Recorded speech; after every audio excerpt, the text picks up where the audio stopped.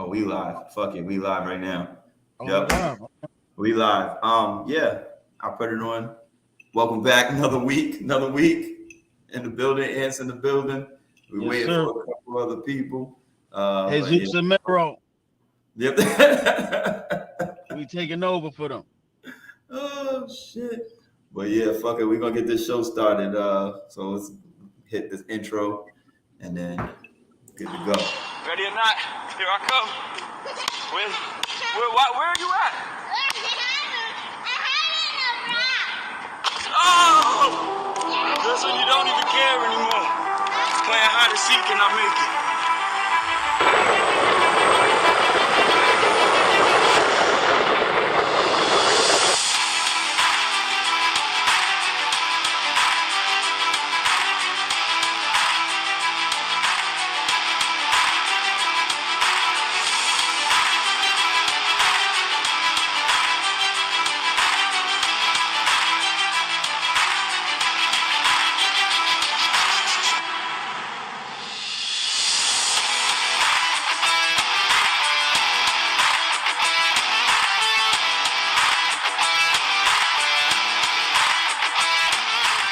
Savage Sports, we got game. And now, your host, Steve. You know where you gotta go. Yo. Listen. It's been a crazy weekend, son. I'm just gonna warn everybody out there: do not drink 151 after a certain age. Boy. Shit, at no age. They need to take that shit off the market. Nigga, oh my gosh, I had like 5 shots, dude. Dude, I should have never. Boy. I should have never, son. Boy. Ooh. That shit wasn't fun for me. It was fun. I had a fucking blast. I ain't gonna lie. I had a fucking blast. That shit ain't for the weak, my friend. Nah, son. And then I started putting down Long Islands on top of it. How the fuck are you even standing? I don't. Well, see, I had yesterday to recover. Oh no. But I don't know what I was thinking, son. I don't know what I was thinking. Yo, I don't know. But yeah, so fucking couple things. Good preseason games. The players are starting to play. You know. So what do you think about them adding the extra 5 games to Deshaun Watson, finding him $5 million? I mean, let me tell you, I think I have no real issue with the ruling itself. I do believe that it's messed up because he already did a full season, which should have made a time served already. Okay. No, I mean, I think they should have already equated some of that from what he did already, missing last season. That's the part that gets me. But I really don't have an issue with that. I mean, what they pretty much just said is, Cleveland, you'll be drafting high again, and then you'll have him at the end of the season, and y'all can have a full season after the next one. But if you realize his contract, they only shortened him about what, $12 to $15 million of guaranteed money. That's all that took away. Yeah, that's all it took away. He ain't losing nothing. He ain't losing shit. Ain't losing nothing, and he's still gonna be able to work out, practice. He just can't play in those first 11 games. Yeah. Now, if Cleveland go ahead and go get Jimmy G, they might be in a position to still make a playoff run. Wow. Brissett is not that bad. No, he's not that bad. I just don't think he's gonna command the locker room as Jimmy G would. You don't need him to though. I don't think so. You wanna know why? Because you're looking at that defense, and then you're looking at Nick Chubb, and so far, unless they trade Kareem Hunt, you don't really have to worry about too much. You basically relying on defense and your running game to get you through these games. To get you at least, if he's missing 12, what do you want? 6 and 6? He's missing 11. What, 6-5, 7-4? Culture here in Connecticut. Since Schedule. schools are opening up, our kids are going back. We're excited. A lot to celebrate. A lot to celebrate. Now, what the hell is that? Who That's your chasing TV? you, PPA? That's your Who team, chasing bro? you, man? Viva Puerto Rico. I'm watching the Puerto Rican parade. Crazy. Okay.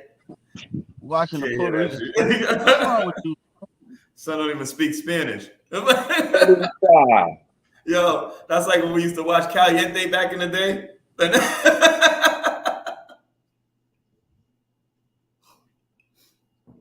Don't even speak no lick of English.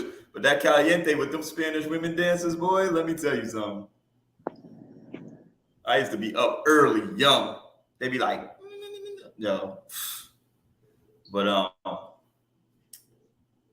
don't think it's gonna miss much. I don't think it's gonna miss much.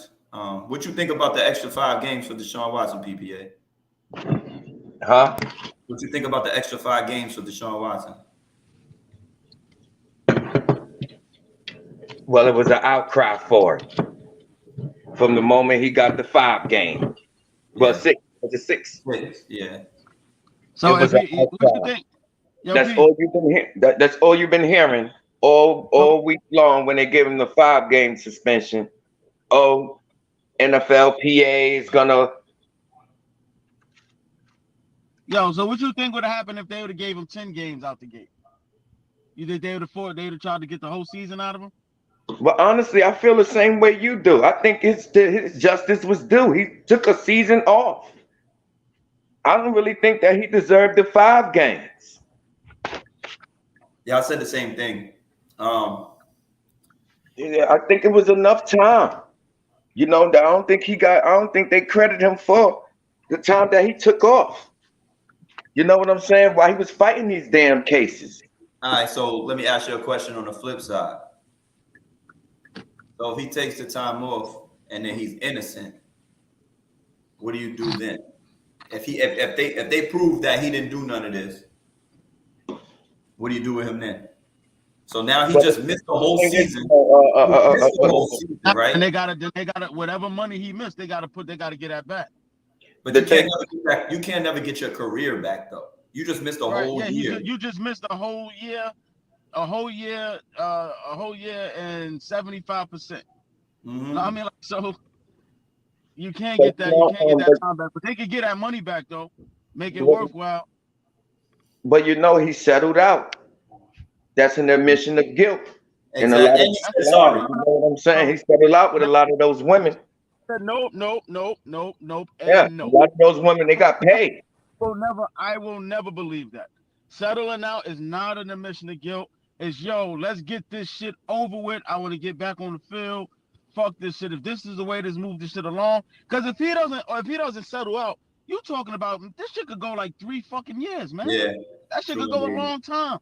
So settling out is not an admission of guilt. That's trust me, I know. That's get this shit over with, man. I'm tired of this shit. Mm-hmm. If y'all looking for money here, take money. I got it.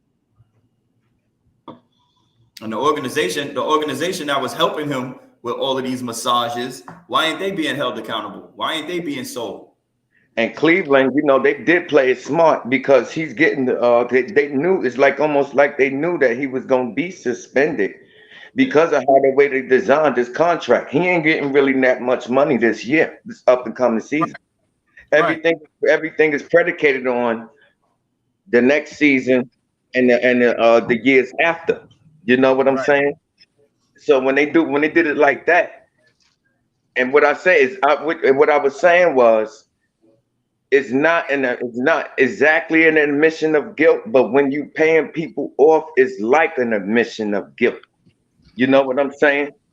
When you doing things like that, you know what I'm saying? Because he had a whole year and some change to fight this damn case. Because I wouldn't have said sorry to no one. Yeah. If I ain't do it, That's what I'm saying. What are you apologizing? Because you know the standout is gonna stand by their image. That's where he fucked up. when he started apologizing. Yep. Know Yeah. what I mean? That's where you fucked up. Now settling out is one thing, but apologizing, fuck is you apologizing for? Yeah, that's why I say the standouts are gonna maintain their innocence, Yeah, I and don't. they're gonna work that. They're gonna work that out according to how innocent people feel that they are. But we talking about Deshaun Watson here, who took a whole season off. You know what I'm saying? That's why I say, and this is all, wasn't it without pay? Wasn't it? His I don't season know. he took off, was it with pay or without pay? Or I something don't like think he that? got paid. I think it was without pay. I don't think he got paid. Yeah, you know what I'm saying? Cleveland was smart. They knew everything before it was going to happen. That's why they signed their name on that dotted line and produced that contract for them. They had their legal people looking at whatever they needed. Yeah. We gonna get Deshaun Watson at whatever price that he's asking for. You know what I'm saying? And what they're gonna do is they're gonna get the Hard Knocks next year. They're Word. gonna have every news outlet on them the entire way. I honestly Win think or- it's the Giants' turn next year. Huh? They don't get no I think turn. it's the Giants. They ain't got Deshaun Watson. Yeah, but Cleveland already had their Hard Knocks. So I think the Giants is the ones who haven't had one yet. So I think it's our turn. I don't want to see it. I don't want to watch it.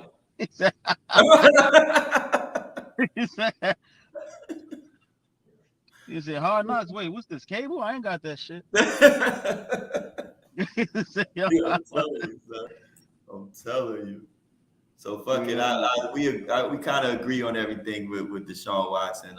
Hopefully he comes back. Hopefully he gives some hell because Deshaun Watson one of my favorite players, bro. So everybody know I stick up for Deshaun, my guy. Like that's my dude. But He's a bad man. The bad man on that field. I don't know his off the field character is different than what I feel about him on the field. So. But he like his massages. Let me use a different phrase. My bad. I ain't gonna. We're not gonna say he a bad man. I call him a bad man. He's a very good football player. He's a very good football player. Great in my estimation. So let's move on to something a little fun. I got going here. Kasim was up here. We'll be a little, but we're gonna. So I went with America's teams. I think we all in consensus of who America's teams are, right? The Yankees, the Cowboys, and the Lakers. No. The Lakers are America's teams, son. That's Boston Celtics. Nah, the Lakers, son. The Lakers is America's team, bro. There's nobody else. So it ain't nothing to do with anything like that, right? So the Toronto Raptors. The Toronto Raptors. Yo, so as us people that we like sports, right? So none of us made it to the level that we probably wish we could have, we could have been basketball, football, baseball, hockey, whatever we did, we wish could have did it on the highest level. Right. So I wanted to know, would you want to hit a game winner in the NBA Finals for the Lakers in Game 7 to win? Would you want to hit a walk-off home run for the Yankees to win it in the World Series? Or would you want to catch a TD for the Cowboys in the Super Bowl to win the game?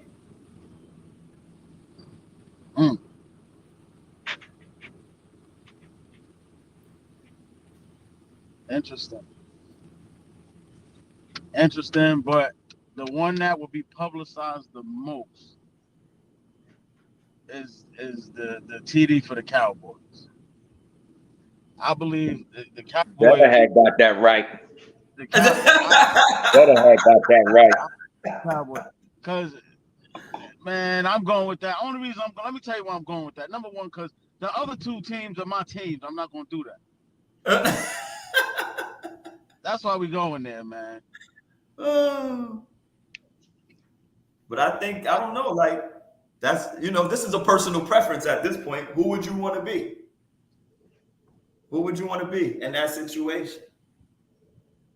Oh, like I said, it'd probably be Dallas at this point, and the only reason why is because, all right, the Lakers have won. The Lakers have won within the last 5 years. You know what I mean? They got so many legends, so many memories. There's like, so you'll just be like another, like that Robert Horry shot makes him legendary, but they got so much more to go on. The Yankees, it's like it feels bad when the Yankees ain't in the World Series. Yeah, It don't even feel like it's right. Even though it's been such a long time, it don't even feel right. Mm-hmm. But the Cowboys, they ain't winning. Oh, man. What's the time for what has been, P? Now, seriously, no joke. 25, 26? 94? 94, 95? Almost 30 years?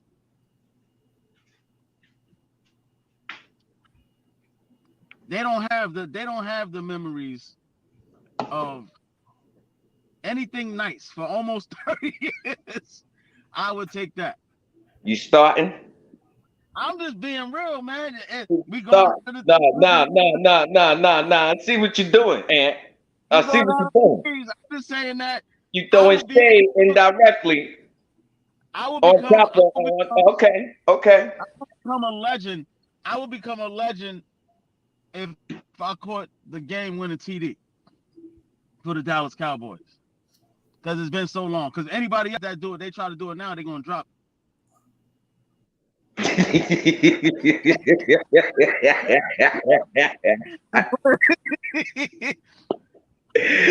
Yeah, right. They wouldn't be able to handle that kind of pressure.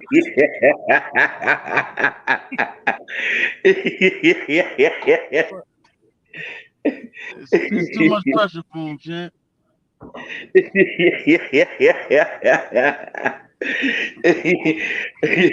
Motherfuckers get butterfingers all of a sudden. I kind of was I was on the fence, honestly. I was on the fence. What do you think, PPA? Who would you want to be?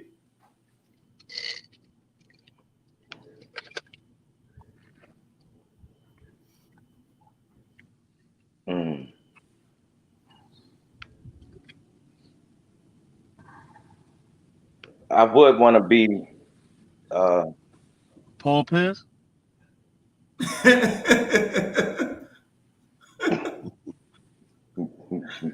You said Paul Pierce. If Paul Pierce hit the home run. Well, he's from LA. He's from LA.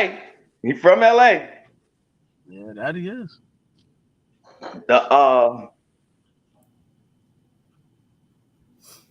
You said I gotta be the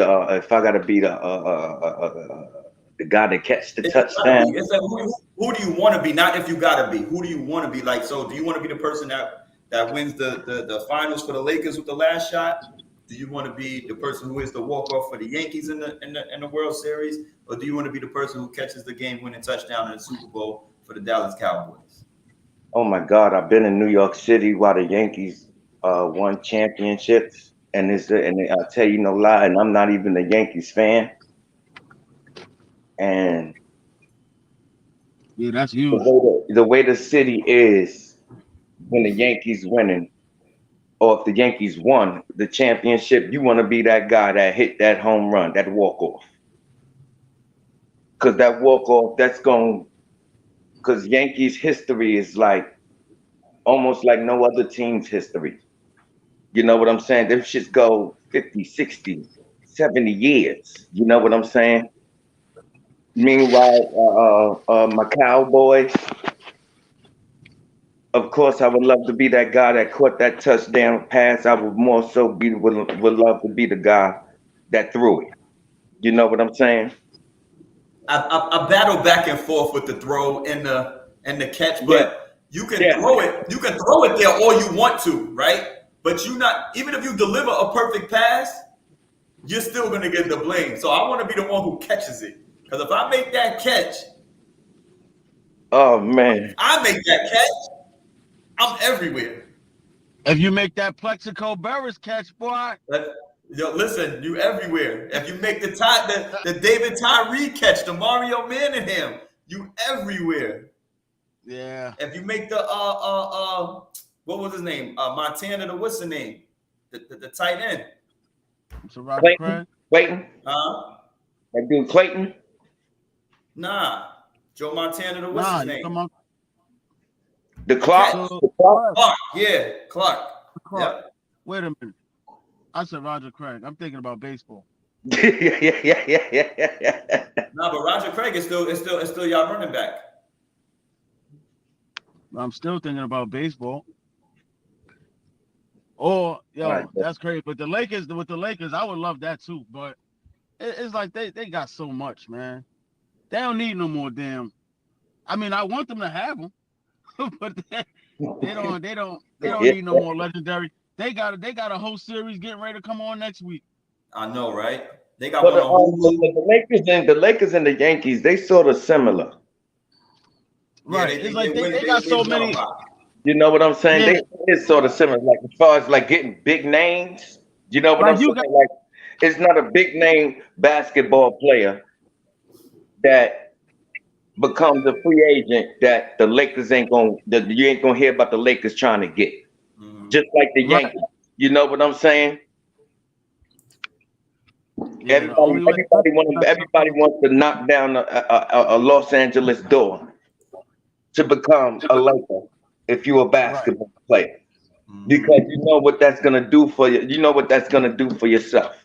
You know what I'm saying? If you go to the Lakers and you play well, just like baseball with the Yankees. You know, they get every big name or they name is that team name is somewhere surrounding that big talent.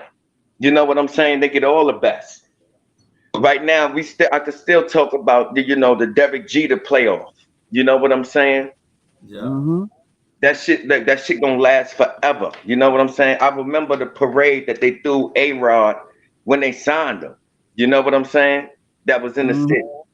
I remember all of it. So it's like a big celebration and all. And I'm like, God damn, they ain't even start playing yet. I remember when they got A-Rod. I was like, damn, like I said, they ain't even start playing yet. And it's this much motherfuckers out. Everybody was cutting school and everything just to go to the A-Rod press conference in Nah, Manhattan. that actually, you ain't lying. I'm like, oh my God. That shit. But so for Dallas, being that guy, I would like to be the guy more so that threw that football than the one that catch it. Yeah, You know what I'm saying? but Because that's not your choice. correct. But I did battle. Like I said, I battled back and forth with that. I know if I know the type of pass that I throw, everybody's gonna talk about it. The velocity of it, hitting them on stride, all of it. True, a That little one bit. pass, But they're gonna get that. Yeah, no, you right, but it's like you said, Right. it's the finish. The yeah, finish is better than the delivery. you could When throw you a look perfect at it, pass right? if you want to. Perfect pass, but if you don't catch it, It's over. yeah, there's no. Then they're gonna say, oh, he shouldn't have threw it to him like that. Yeah, your word. I swear to God, if this guy, what the fuck was his name? Oh my God. Oh, how can I? Tony Romo. If Tony Romo was to deliver a Super Bowl in Dallas, if he was to, do you know they probably catapult him over a fucking Tom Brady or a fucking Aaron Rodgers Whoa, on one wait a championship, minute. on one Super Bowl. If he won one Super Bowl, better yet, a fucking playoff game. I'm talking about the praise of it all. Yeah. You know what He I'm would have been saying? better. Praise. He would have been better. He would have been better than Aikman. Yeah, but nobody wouldn't gravitate to no Aikman. You know what I'm saying? So here's where I struggle with. Here's where I struggle with the whole.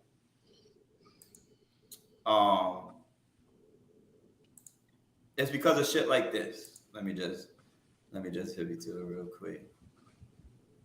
It's because of shit like this, my guy. So like, It's because of this type of stuff, right? So nobody cares. Nobody cares what Eli Manning had to go through, right? This is the play that he got away from where he was about to throw the pass. Nobody cares he threw that pass to David Tyree. No. Everybody says the helmet catch. But look at in my background what he had to go through. Do you see that motherfucker tugging on his jersey? Do you see the 9 people that was surrounding him that he got up out of that fucking play? Nobody cares no more, son. You see what you're doing? You trying to ease your Giants in some way, somehow. You still trying to ease them in. Why can't I? They're America's team, not NFC East. America's team. That would be my Cowboys. I'm talking about the throw to the pass. I know, but you've been trying to ease them in. Why are you continuously trying to ease them Giants in? Because I have to. I'm a fucking Giant. You can't do that. Well, they can't. The Giants. Which country is the Giants team? Do I have to? Which country belong? Where the Giants belong to what country? Yo, listen. Don't matter what country we belong to.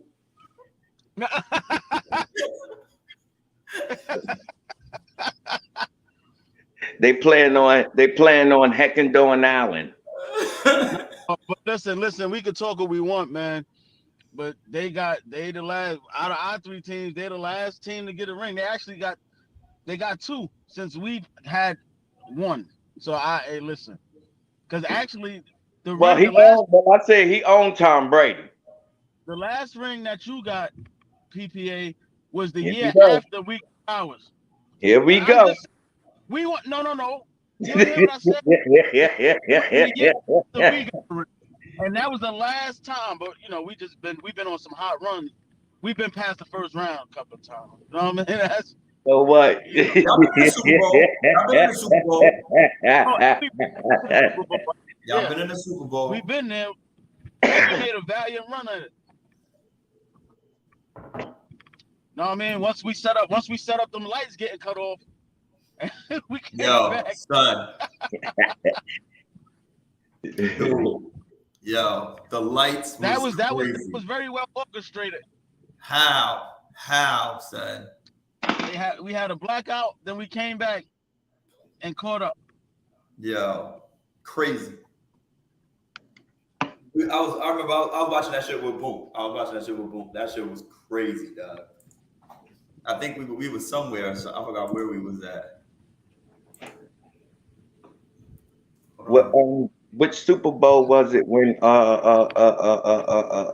Justin Bieber made a mistake and took the bra off of Janet Jackson? What Super Bowl was it? Who was playing that? Remember that halftime show? That was Justin Timberlake. Justin Timberlake. I get them 2 mixed up. There we go. He's in the building. Preach. What up? Preach. What up? What's going on, people? What's good? Yeah, Can you hear me? We already talked about football. We talking about soccer now. We already talked about the We what? ain't talking about football no more. What were we talking about? We talking about soccer. Yo, fucking crazy. What's good with you, buddy? Yeah. I'm sorry. What's going on? No, what you doing? I look like you're doing something. We got the kids in the background. I'm chilling.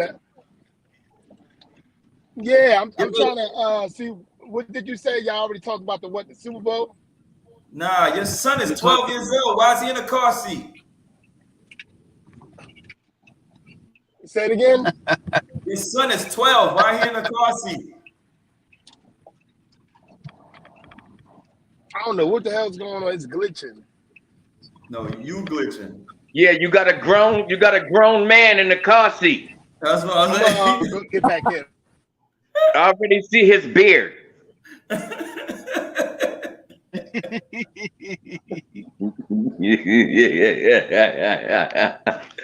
think he was back there with a Subway sandwich, like. Yeah, a foot long. Got a whole foot long. He was like, Dad, what are you doing? Like, tell him I play running back.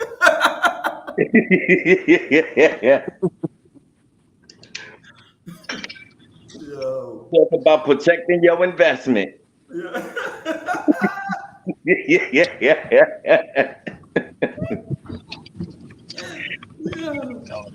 fucking done. What they call that in the NFL world? They holding assets. Oh shit! You gotta be kidding me. Before we get into the crazy shit, I would have who was your favorite wrestler? Oh man, I had so many. It's so many. Nah, I had two. And this time frame. Well, no, I had three. You said I had three. Cause low key, Andre the Giant was my guy. For real? Low key, Andre the Giant was my guy. Know what I mean? But you couldn't go away from Hogan because the prayers, the training, and the vitamins. I was right with the world. You can't go away from Hogan.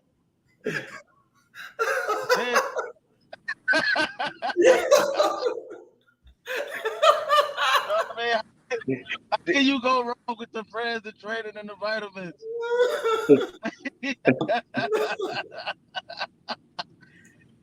Oh my God. Yeah.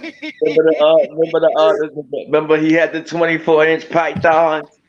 The 24-inch pythons. Word. I ain't even gonna lie. When I was little, I used to think Hulk Hogan was black at first. How the hell? I'm like, yo, nah, he black. How the hell he get black? Off the hook. How the hell? How you? That dude was. Then to finish it off. Then Stone like Cold Steve Austin is my all-time favorite though. Okay. That's my I like. What we talking about? Who's the best wrestler? Who's your favorite wrestler?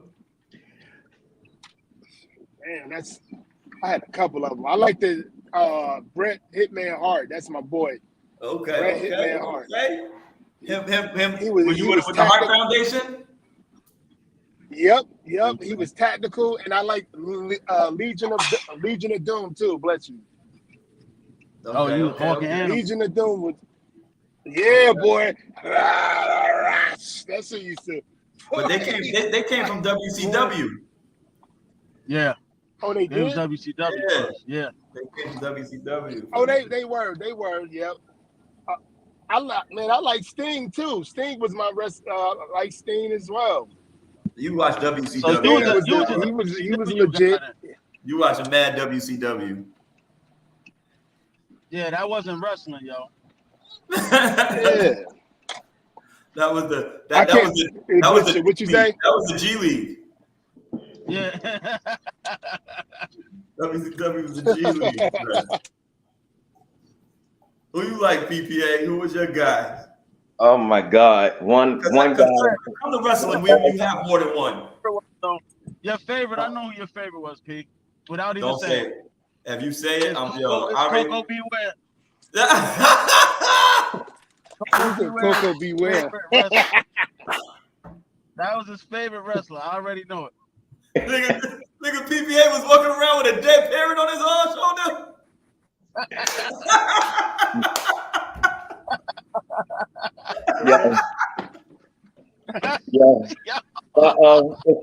Yeah. Yeah.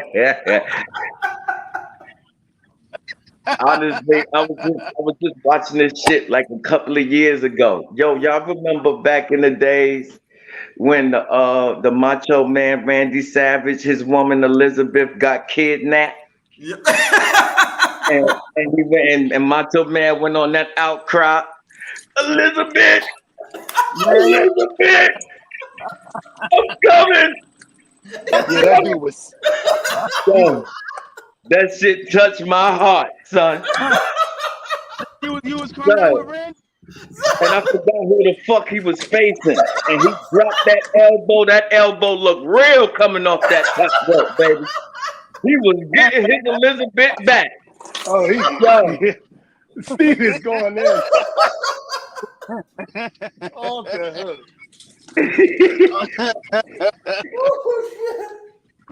Yo, you talk about determination. How Macho Man came into that ring to get his wife. Son.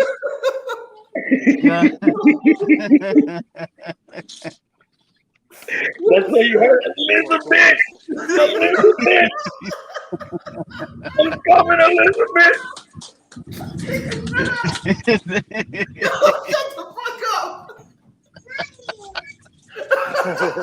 Yeah, off the hook. Steve is. Yo, son, that shit was so over good. there. Yo, rewind that shit, son. Cause we laughing now. We wasn't laughing before, son. We was crying, son. We felt Macho Man's pain. They were showing little clips how Macho Man couldn't sleep. Oh my gosh, he was taking counseling and everything, son, to get his Elizabeth back. He was sipping. Yeah, big time. He was going berserk. He's ready in his life to find her. Beautiful, beautiful lady, may I add. Elizabeth was beautiful, may I add. I had a But I was watching some shit a couple of weeks ago. They was talking about when she was fucking with Lex Luger and all that shit. Oh yeah, pass around. She died in his house. And I used to like the Bushwhackers. Remember the Bushwhackers? Yo, yeah. Came into the be stomping all over the motherfucker. Yeah. when they won the tag team title, oh my God. Oh man. Them was my guys, the Bushwhackers. I had for me, I liked it a lot of people, but one of my favorite was Ricky the Dragon Steamboat. Oh yeah, yep. And then my tag team was the British Bulldogs. Oh shit. British Bulldogs, man. The Hart Brothers was good too. Yeah, but you just said that. No. Oh, you talking about Owen and what's the name, and Brett? Yeah. Owen and Brett, yeah. Wasn't it 3 of them? Yeah, they was related to one of the British Bulldogs. The regular Hart Foundation before Owen came with Brett and Jim and Neidhart. Yep. Mm-hmm. Yep. I know exactly what you're talking about. Yep. But that shit was crazy, son. Wait, who remember Adrian Adonis? Oh man. Ain't nobody even know nothing about nobody gay until we see Adrian Adonis. That was the first gay person for everybody I ate. But mine was Gold Dust. Gold Dust. Don't act like that wasn't your man, son. Dusty Rhodes, son, Dustin. Gold Dust was fruity as all hell. He was like weird. He was weird as hell, but he was another technical wrestler Gold Dust was right though. I don't give a fuck. He was another technical wrestler too. Though. Adrian Adonis is mad gay in the ring. Mad gay, son. I give y'all a good one. Hey Steve, hey Ant, hey Kasim. I give y'all a good one. Best signature move from wrestling. Ooh. Hold on. That's the all right. It's either yeah. So it's not the greatest move, but I think it was one of the best matches in WrestleMania 3. It was Billy Jack Haynes against Hercules with the full Nelson. They was both the masters of the full Nelson, son. And they had that match. Remember Hercules used to come in with the chain? That big ass chain he used to carry around, son? And then Billy Jack Haynes, yo, there was the Masters of the Full Nelson, bro. Nigga, that fucking. Did anybody bring up Jimmy Fly Snooker? We did. Not yet, but not yet. Okay. But he's in the conversation, though. He's in the conversation. Yeah, he was a lot of people's favorite. I wasn't a fan of all that jumping off shit. Oh man, I used to love that shit. He used to be high as hell in there. Yeah, he was high as hell. 98% of them was high as hell. You had to be. You was hurting your damn muscles all the time. You was hurting your muscles and shit. You're falling on that mat. To answer PPA question,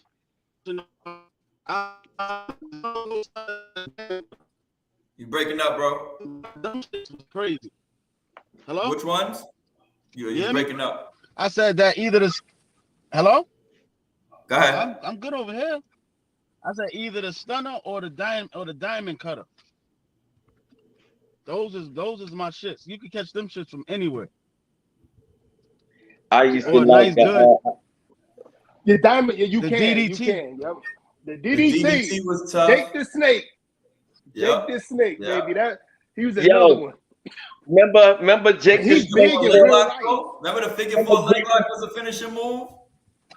Yes, sir. I was talking about that shit the other. Yo, God bless this dude that I was cool with. He passed away like 3 days ago, and I used to just put him in that shit all the time. I see him say, "Yo, what up?" and put him in that shit. I think everybody did that shit. Hell yeah! I ain't gonna front. I used to put my sister Mahasa into crazy moves. That's why she crazy now. That's why she loco now. I had to put her into some crazy moves. I mean, y'all just. I'm not the only one that did that to my sister or my. No. I used to fuck my sister, nigga. I'll tell you a lot. I remember that Jake the Snake DDT. Remember when he fought fucking Bad News Brown, and Bad News Brown came with the motherfucking sewer rat? Yo, son. Remember the Bronx Bomber? Nigga, the Bronx Bomber? When he came with the motherfucking sewer rat, yo, he had me dying, son. You know, kick you in the fucking head? That used to be the funniest shit on the planet. But my greatest move, one of my greatest move of all time, I go with that Triple H pedigree. Yeah, but I couldn't. That was my shit. Pedigree, that's too well. Pedigree. Yeah, pedigree was really good. Mr. Perfect move was good too. That motherfucker had that move, boy, and I tried it on everybody. I got my ass. But that sleeper? Tried it on my sister, my cousins. I got my DDT. When I DDT my sister in front of my grandmother, she whooped my ass. I said, DDT. My grandmother said, get your ass over here. I'm staying in the same realm. I'm staying in the same place. I'm going with the $1 Million Dream. Oh shit. Yeah. Yep. Yes, yep. Nah, that's classic. Hell yeah. Super classic. Another one where you can pull it off any given moment. Mm-hmm. Yep. Any given way, you can pull that shit off. That was a super classic. The Undertaker Tombstone was pretty damn dynamic too. Oh, you kidding, man? Yeah. Absolutely. Yeah, but that shit, you fuck around and kill somebody. When he used to get he used to be that. He used to get there, wham! And then he used to do that thing, and he put his hair up like this. That shit was crazy. That shit was crazy until he became 65 and he's still doing it. Still doing it, yeah. That shit look corny now. He just stopped wrestling.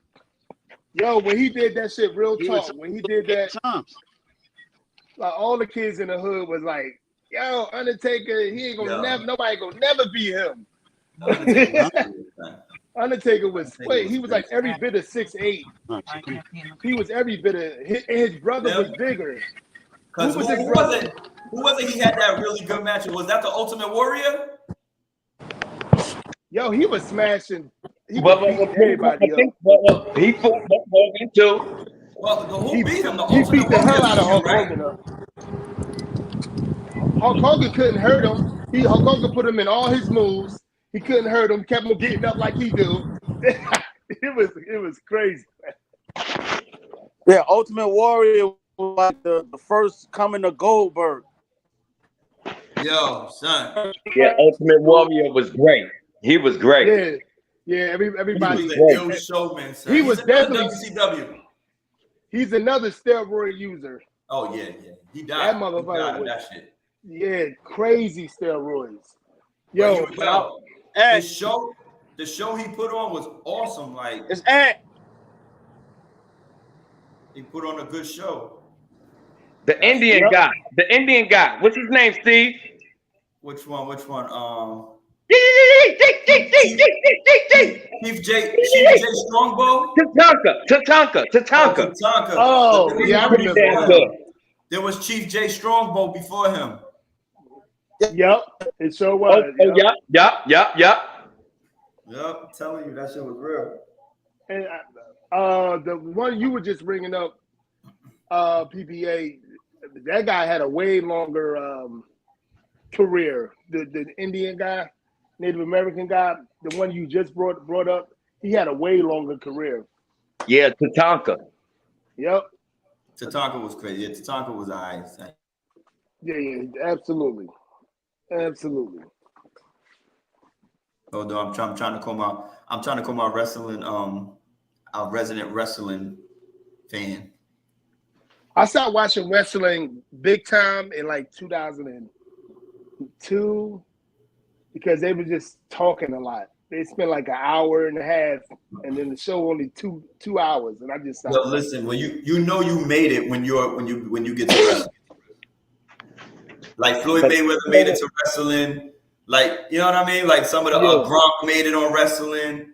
Right. A lot of people made it on wrestling, son. Like when you get to go to WWE/F, you're absolutely right. But you see, one of the things that made the WWF and the WWE so crazy. Now, me looking back, you see the crowds that this shit generate. Yo, son. Oh, I mean, big crowds. They selling out stadiums all over the fucking world. He make multi-billion-dollar revenue each and every year for the last maybe 40 years. You know, multi-billion-dollar revenue. That's one of the things that I didn't like about the WWE/the WWF is when I found out that it was fake. You know what I'm saying? Once I found out that wrestling was fake, because you couldn't tell me nothing about it. That's an ill question. So away from it. You dig what I'm saying? It took away that left. Freestyle the question, just like we just did. Freestyle this wrestling question. When was it you first knew that the WWF at the time was fake? I'll tell you my story. I found out. I used to record all these things, right? For me, it was heartfelt. Because like I said, when I was watching wrestling, because remember when wrestling used to come on every Saturday morning. Well, what about the Saturday night's main event? Is when I found out that wrestling was fake. But that's when the major. But remember the main event? That's when the major players fought. Well, that's what I'm saying. So when I they seen had it, it was Sergeant Slaughter. It was Sergeant Slaughter against Hulk Hogan, and fucking I used to tape everything. So I used to tape it all, son. So I had that. I was watching it. So I'm sitting there and I'm like, yo. So the referee, I watched the referee pass Hulk Hogan the razor. Hulk Hogan slices his forehead like right here, just a little bit, right? Passes the razor back to the referee. Goes outside. Sergeant Slaughter hits him with the chair. Boom! This nigga start leaking everywhere. But he only started leaking. So when the chair hit him a little bit with his hand, it split open. You know what I'm saying? Because he already cut himself with the adrenaline and all that shit going through you. You don't feel that shit. You know what I mean? Yeah. You could see the referee put the razor back in his pocket because they had each other down like this on the ground. So when he did it, he slid it this way. He grabbed it. He was like, oh, cut himself. Gave it back. He grabbed it. Boom. I said, ow! I was like 10, 11 years old. I was like, no! I lost it, son. I had nothing else left, son. Nothing else. I don't even ended for me that day, son. For real, I don't even remember, to be honest with you. I don't remember when I found out. I know I was probably middle school, probably was middle school, but it was a kid that was really way more into wrestling than I was. He was telling me, he was like, yeah, this fake and everything. It's not real. You used to hear it all the time. You don't want to hear it. You hear it from your uncles and your cousins and stuff like that. And you're like, whatever. I'm still watching it. And it's not real. I mean, it's not fake. I did all that. But, yeah, it's probably middle school, maybe even high school. I ain't never really paid no attention to it because it was entertaining. So, but I never seen nothing. When I found out when it was fake, I had to find out the motherfucking hard way. I had to get a motherfucking Ric Flair slap to my chest. Like, yo, you think this is real? You think they really slapping each other like this? That hurt, don't it? That really do hurt. My older brother slapped me so hard in my motherfucking chest. I cried for about 4 hours straight. Son. He was like, you really think that they really doing that to each other in the ring, you dumbass? I'm like, no. I was like, yeah. That's real. He's like, nah. You see how you feeling? You're crying now. You ever been DDT'd? Why they ain't crying? You ever been DDT'd? Yep. In real life? Yep. That shit hurts. Nigga, you ain't I'm talking about, son. When I'm not like, I've been DDT'd in real life, son. Like when I got a Fort Nelson. The Fort Nelson. That's you know when they make your arms look crazy.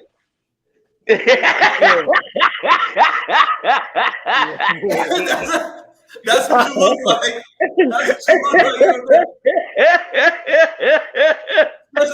Especially because I'm small. I've always been small, my guy. So niggas with me in a full Nelson said I'm done. That should be like this.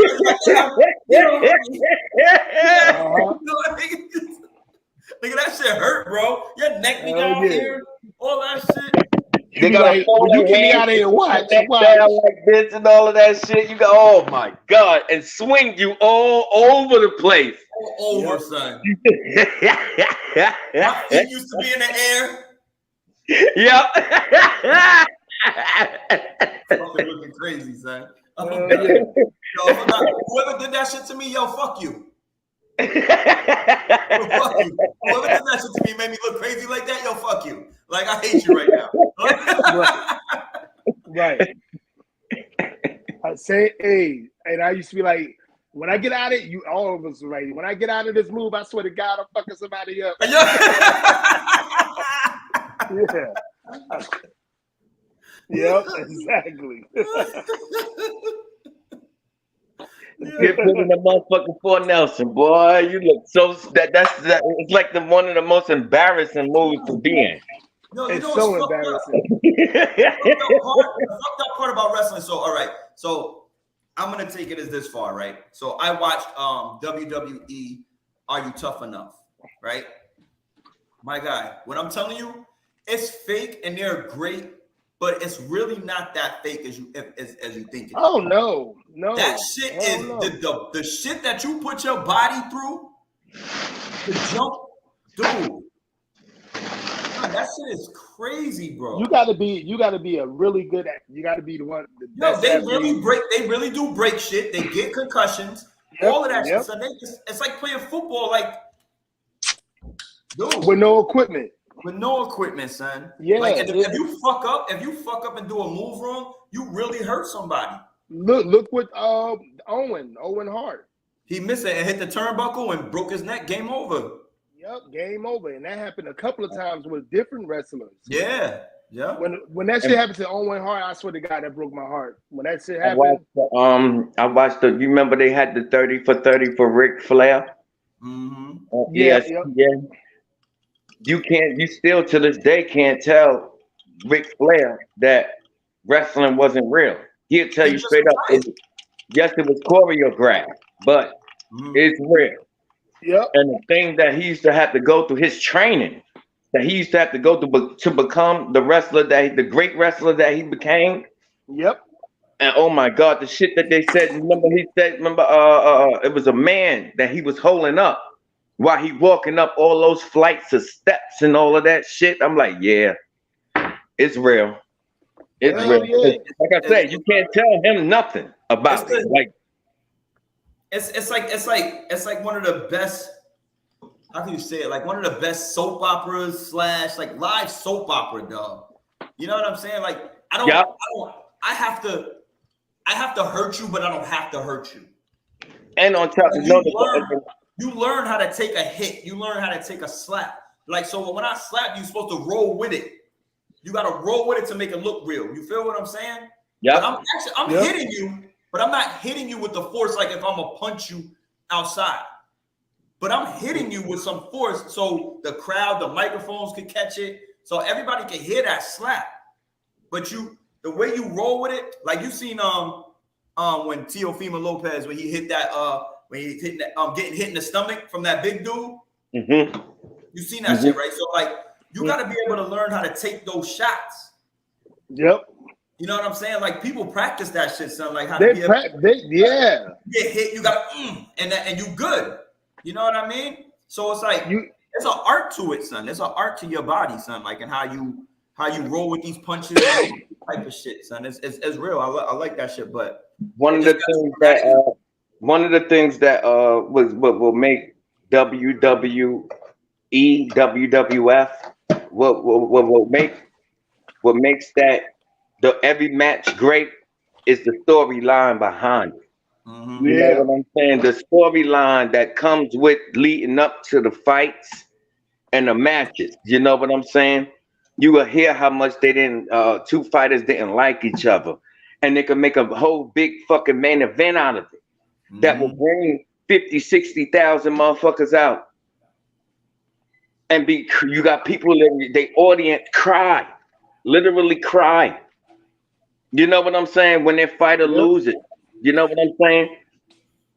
You could really vote for the bad guy in WWE or F, and you could vote for the bad guy and still walk away unhappy, crying, and everything because your fighter lost.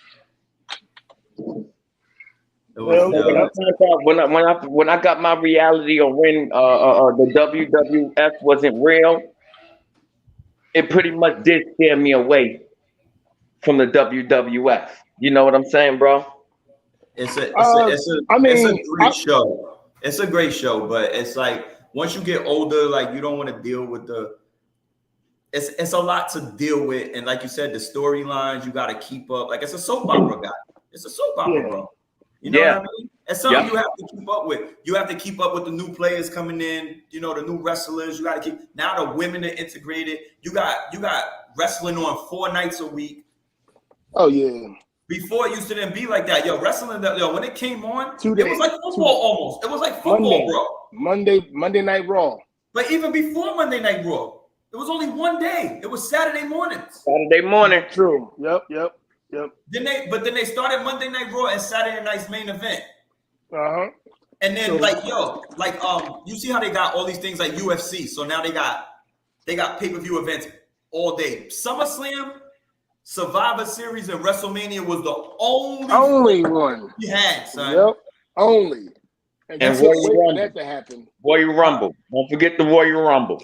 But the Royal Rumble was in Survivor Series. No, I think that was Survivor Series. The Royal Rumble was integrated into the Survivor Series during Thanksgiving. That's where you caught your Royal Rumble. I thought Royal Rumble started like at the beginning of the year. Huh? The Royal Rumble was never in any event of its own? No, it started to become it. But when they first started it, it was during Thanksgiving. During the Survivor Series, they had the Royal Rumble inside of that. Right. But look at the Royal Rumble back then when we was watching it versus the Royal Rumble of today. Because now it's not the Royal. So what was it called then? They call it something different now. What? The Royal Rumble still is the Royal Rumble. No, there's 2 of them. Because remember, All right, so remember there's one where everybody starts off in the ring and you get thrown out. Then there's the one where they brought people in every 2 minutes. They start you off with 2. They ain't changed the name. They changed the format. They changed the name too. I think it's still a Royal Rumble, Steve. I'm gonna ask. They changed. They changed the name. They changed the name. I know they changed the format to because I know WrestleMania. I'm trying to get my resident wrestling fan on the line, but I don't know what he's doing right now. Yeah, WrestleMania was like the beginning of the year. There was Survivor Series Rumble, and it Survivor was Series. Yes, Survivor Series like on Thanksgiving. You know, the WrestleMania was considered like the Super Bowl, the NBA championship of all fighters. Yeah. The WrestleMania. Because so they showed that they saved that for last. Beginning of the year. But throughout the course of the year, it was the Royal Rumble, the SummerSlam, Survivor Series, and all of those. Yep. What they say, Undertaker was undefeated in the Tombstone fight. I'll let you know. Fuck yeah. For a long time. Let you know. I'm gonna look it up, being that my guy, and I can't answer the phone. Hold on. Royal Rumble and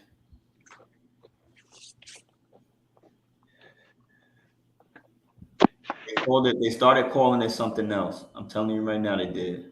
They changed the name? Yeah, they started calling it something else for a little bit. They started calling it something else because they changed it when. So it was the Royal Rumble, right? And everybody would be in the center of the ring at one time. And then they started coming in every 2 minutes. They started for 2 people, then somebody would come in.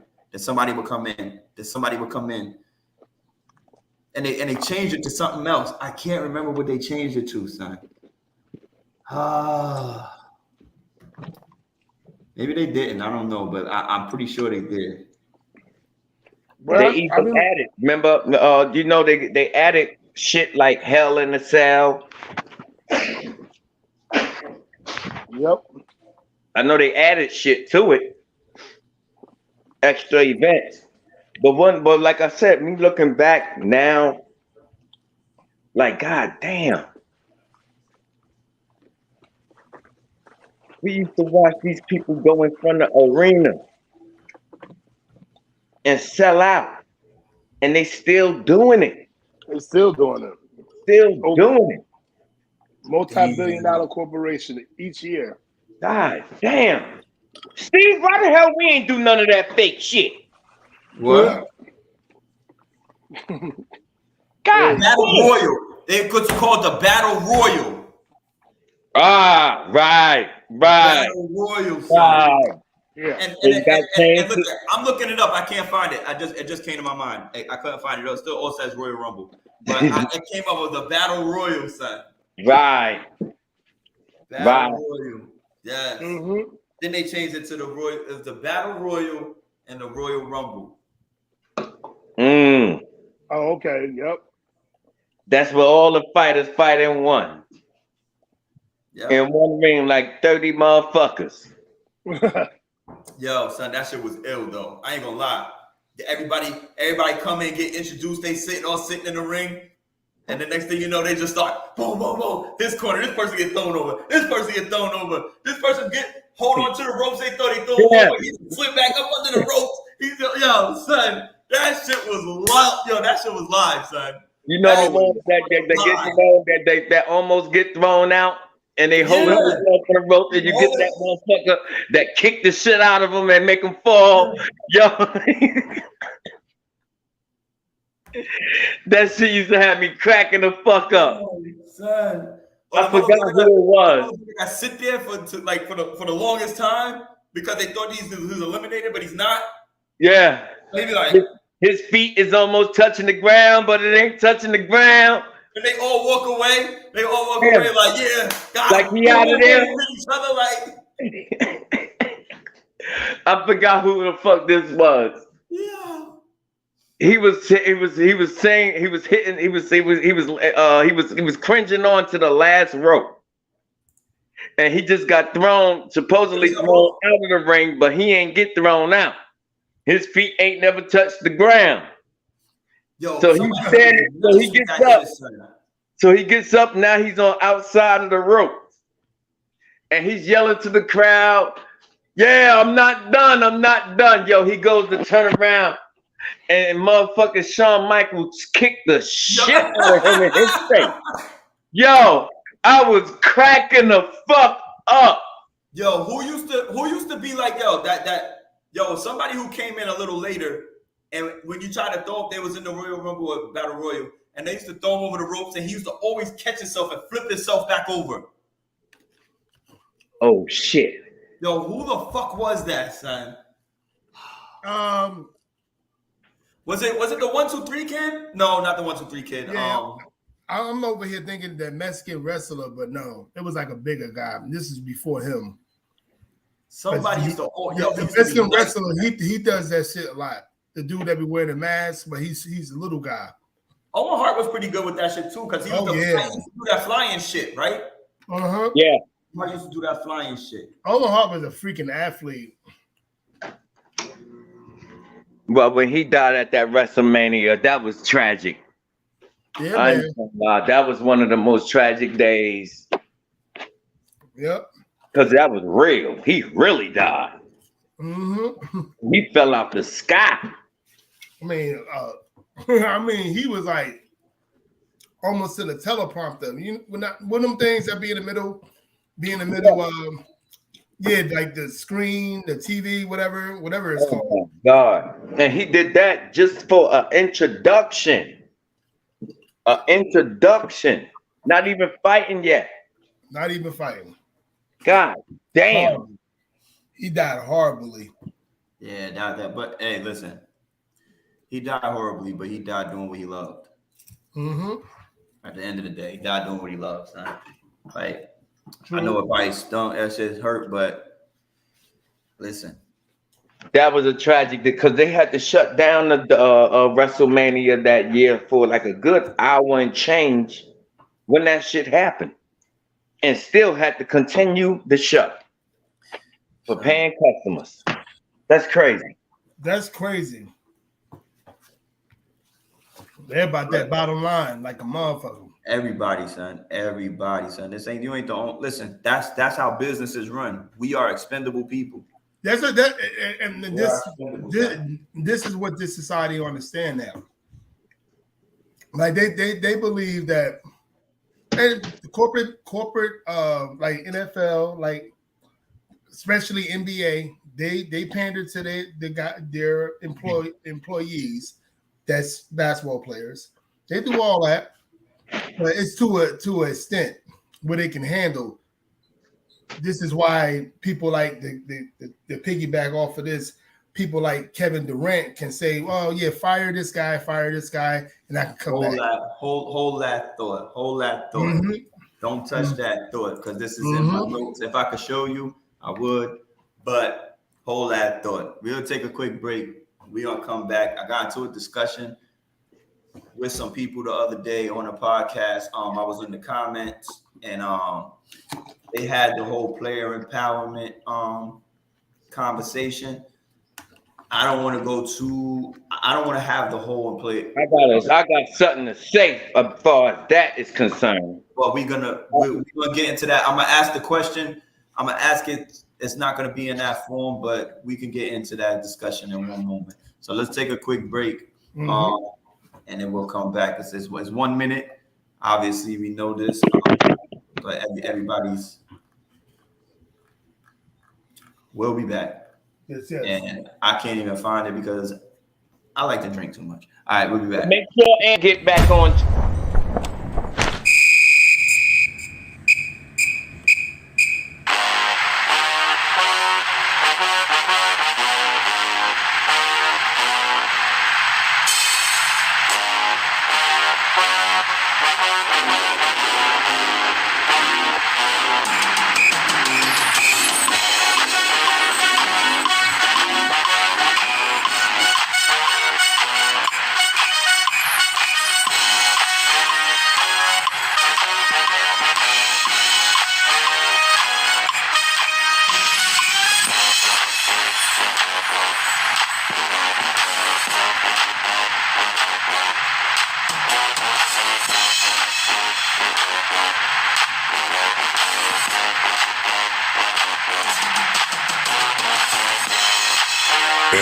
This halftime show is brought to you by Savage Calm Entertainment.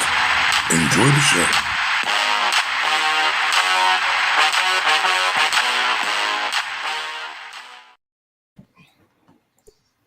So we back. I just want to take a small time out. You know, we like to talk sports and have all this fun and do what we do. But I'm gonna take a time out for real life situations.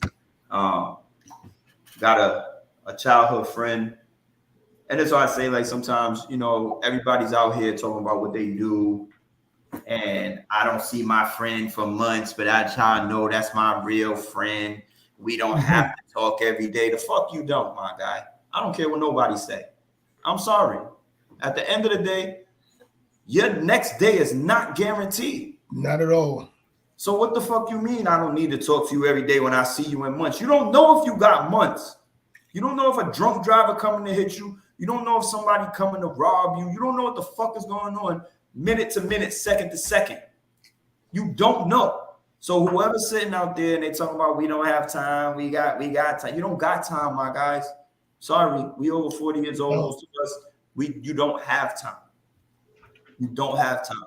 So, like, you know, got a like I said, childhood friend. He's in the hospital doing some shit. You know what I'm saying? I want to shout him out. Hopefully his situation gets better. You know what I mean? You know, Aunt dealing with his situation, you know, with his pops. Shout out Uncle Tony.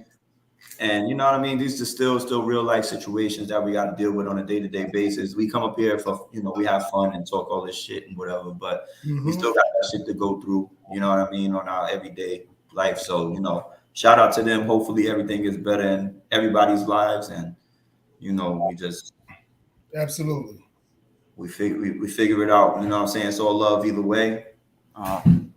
We love everybody. So, you know, let's make sure, you know, we acknowledge that and try to keep in touch with each other, even if it's a, you know, what up? I ain't got nothing else to say. What up? Yeah, all day. You know what I'm saying? Like, I don't even have to talk to you like that. But what's going on? So when you text me back, I know that you still good today. You know what I'm saying? So, and I don't do it all the time with everybody. You know, sometimes it's hard. You know what I mean? We try to keep up with everybody. But at least if we could do that once or twice a week, at least to say hello, let's try to do that. I'll try to be better, you know what I mean? And let's do that, you know what I mean? Moving forward, because we don't have tomorrow. We really don't. But we'll get back up off of that. You know, like I said, big ups, you know, shout out to, you know, my Uncle Tony and my boy Courtney, whatever. You know, whoever's going through their problems and anybody else in this world that's going through their issues, health-wise, Willie Weezy, you know, he has, you know, his mom is, you know, has issues, and we get old and, you know, we don't got no, so, you know, shout out to everybody who's going through that and made situations get better. Huh? Yeah. Yo, Kasem. Yes. Do you know what type of person that you will be after losing somebody important? I didn't. Last time I lost somebody important was years ago. Not knock on wood. So I don't know, to be honest with you. I say it to myself every day. Like you know, the people that you come across and the people that you meet, that you become friends with. Yeah. You know what I'm saying? They do change your way of thinking if something happened to them. You get what I'm saying? Oh yeah. Like you, I go Steve. You get what I'm saying? Mm-hmm. Anything happen to Steve, I'm not gonna be too in tuned. You know what I'm saying? I'm not gonna be too in tuned. Right. That's my day to day. He's gonna call me. I know Steve gonna call me sometime just to say how you doing. Yep. You get what I'm saying? I'm gonna call Steve. How you doing? Mm-hmm. You know what I'm saying? And we talk our sports shit. You get what I'm saying? Do you know what happens to me if that sports conversation don't go nowhere and something happens to Steve? You know what I'm saying? Where is that guy? Yeah, you feel. Where is my boy? You get what I'm saying? Yep, you feel. Where is he? Lost. You dig what I'm saying? Mm-hmm. As long as we've been talking, you know, Steve, we've been talking for years. We going a decade plus. You get what I'm saying? Of us conversating on sports and women and relationships and everything. Yep. You know, problems, happiness, all of it. We done talked about all aspects of life throughout the course of our friendship. You dig what I'm saying? Yep. We done discussed it all. You know what I'm saying? Agreements, disagreements, all of it. Where I went wrong, where he went wrong, all of it. And not to get that feedback for me, personally, Mm-hmm. I'm not gonna be the same if something was to happen to Steve. You get what I'm saying? No, I'm not. Right. You know what I'm saying? My family knows Steve. And everybody, Mm-hmm. baby mamas and all, know Steve. And for me not to get that, because you know I put everybody in. That's my guy. You know what I'm saying? That's my guy. And for me to actually hear about Steve, or Steve hear about me and a critical health issue, or a life-threatening issue, that shit will fucking devastate me. That shit won't make me to the point where, not where I go crazy, but to the point where I'm good. That's my boy. You dig what I'm saying? That's my boy. Yeah, yeah. And if my boy not 100%, I can't fathom nobody. You know what I'm saying? Filling that guy's shoes. You get what I'm saying? I can't fathom it. But you know what I'm saying? Yeah, but we have to understand the thing is to value friendship and valuing is having conversations each and every day, even if you saying hello, just like you were saying, Steve, even if even you saying what's good every so often, if it's not every day, every so often, once a week at least, you have to value that, because life goes like this. Life goes, people got to go. Exactly. But the thing, if you say life goes and people got to go, but it's hard. Yeah, I get it. I get it. Believe me. Because I expect to be talking forever. Mm-hmm. We all do. We all do. I already got in my head. But you know what I'm saying? But the thing is, when you lose people, you know what I'm saying? That's very important to you. You know what I'm saying? Right. It changes the dynamic. Yeah, it's a change of dynamics. Exactly. It changes the dynamic. It changes the dynamic. You know what I'm saying? And when the dynamic change, life change. You get what I'm saying? And how you think change. You know what I'm saying? You have to prepare yourself for death. That's a mental thing. You have to, like most non-Black Americans, they prepare themselves for death. See, that's why a lot of Black folks don't know how to get this life insurance and get stuff like that. You have to prepare yourself. And I didn't understand it until maybe 2 years ago. And that's a shame, because that was when I was 40. One thing is, like, damn. Yeah. Like, you take it like, damn. Yeah. Yeah. We when have to. when life things happen, and life things happen, and somebody that's very significant and important to you go. You still gotta go and worry about how you're gonna carry on. Oh yeah, You know what I'm saying? This is process.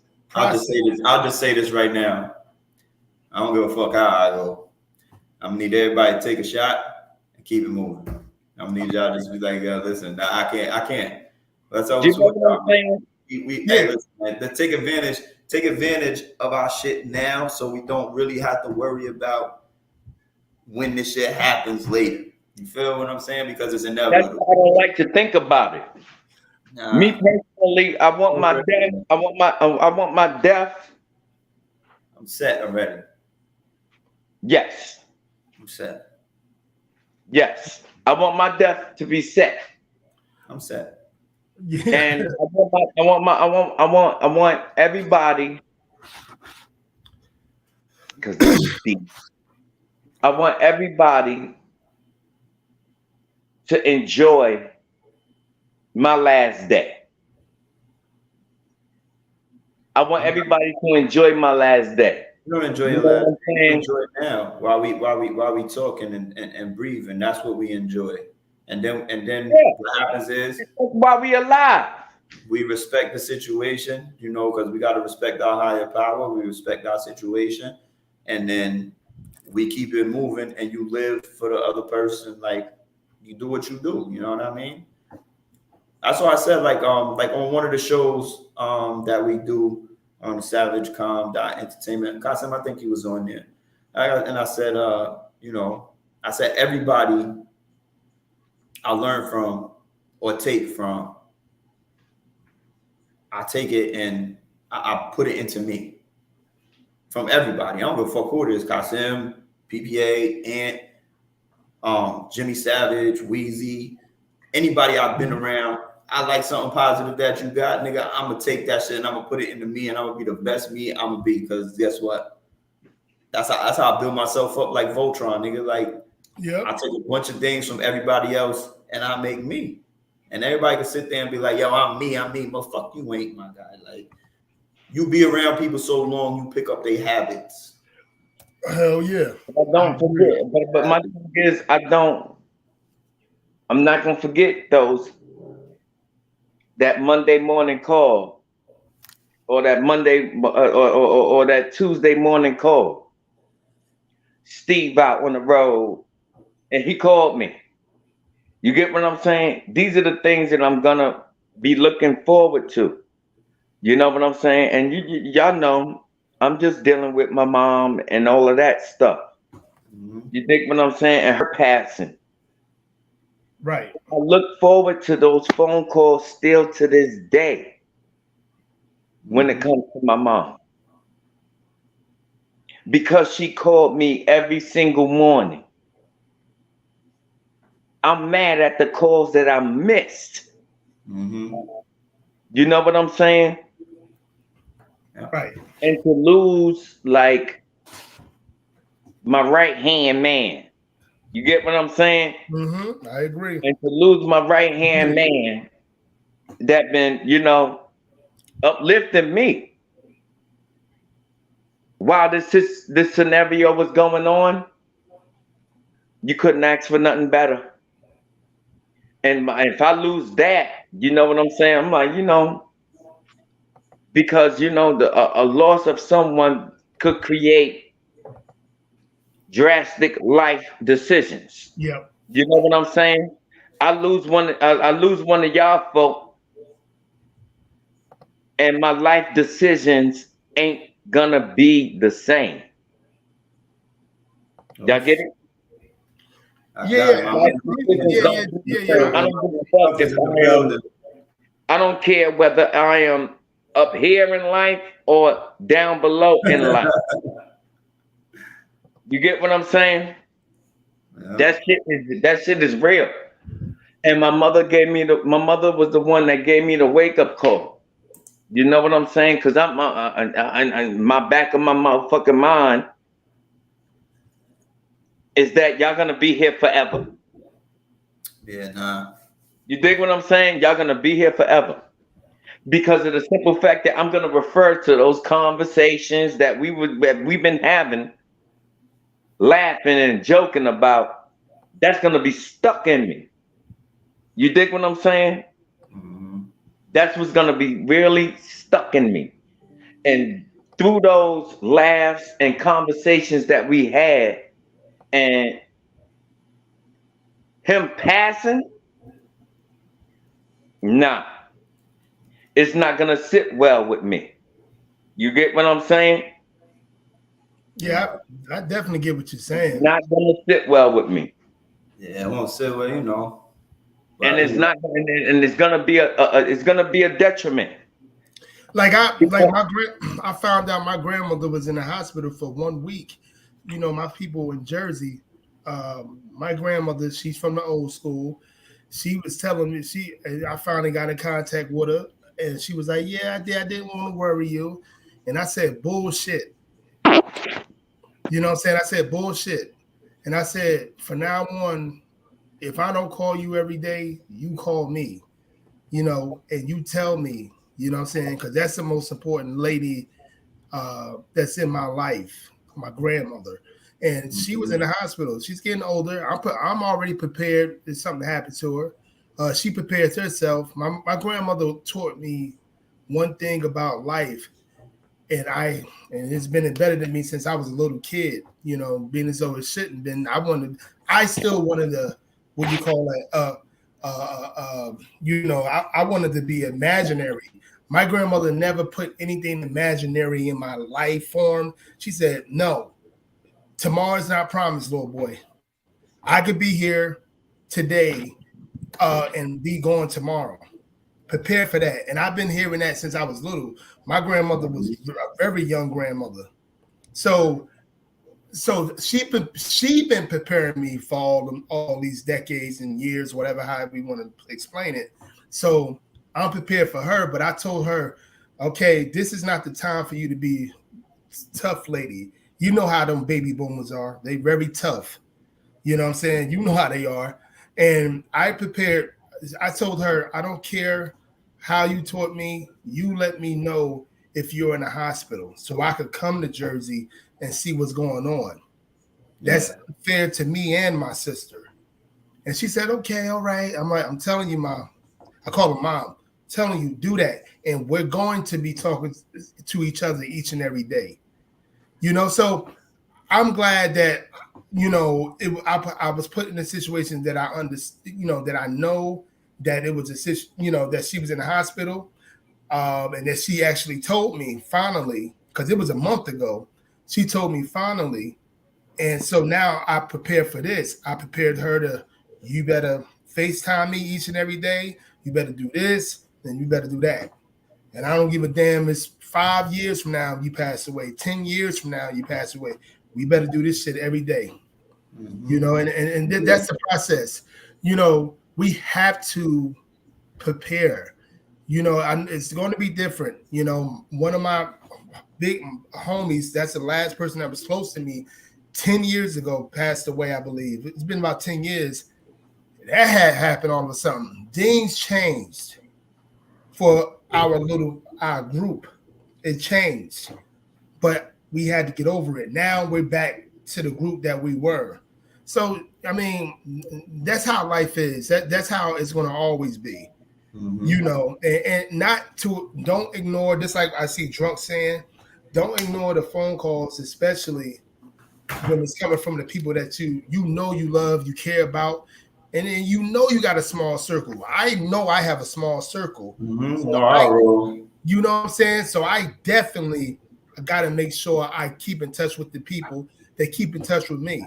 Nigga, look at my Facebook friends list. You see how small my circle is. And I don't even know half the motherfuckers on there. You heard me? I don't know half the motherfuckers on there. Real talk. I don't know half of them motherfuckers on there. You and me? I don't fuck with nobody, bro. Like, I don't know 95% of them, 98% of them people like that. 98. Yo, I just recently got into the 80s. Like, yo, I kid you not. Yo, 60% of them I don't even talk to. Mhm. I barely know half of them. Like, what are you talking about? Like, I'm good, yo. Like, Yep. that's how bad it is for me, my guy. Like, but you know, for sure. And this, again, we have to prepare. Let's talk about it. Life insurance. My son he's 3 years old. He has a heart condition. I gotta prepare myself for if anything happens. It's gonna be hard. It's gonna be rough, but I gotta prepare myself. Let's say he live a full life, and he should. Let's say he live a full life, and I'm gone. He should. He'll be all right. You know what I'm saying? Yes, indeed. I gotta prepare myself for something. I tell my fiance, like, it's important for my son to be the man that he needs to be in this world, that want him to be a little girl instead of a man mentally. It's important to me.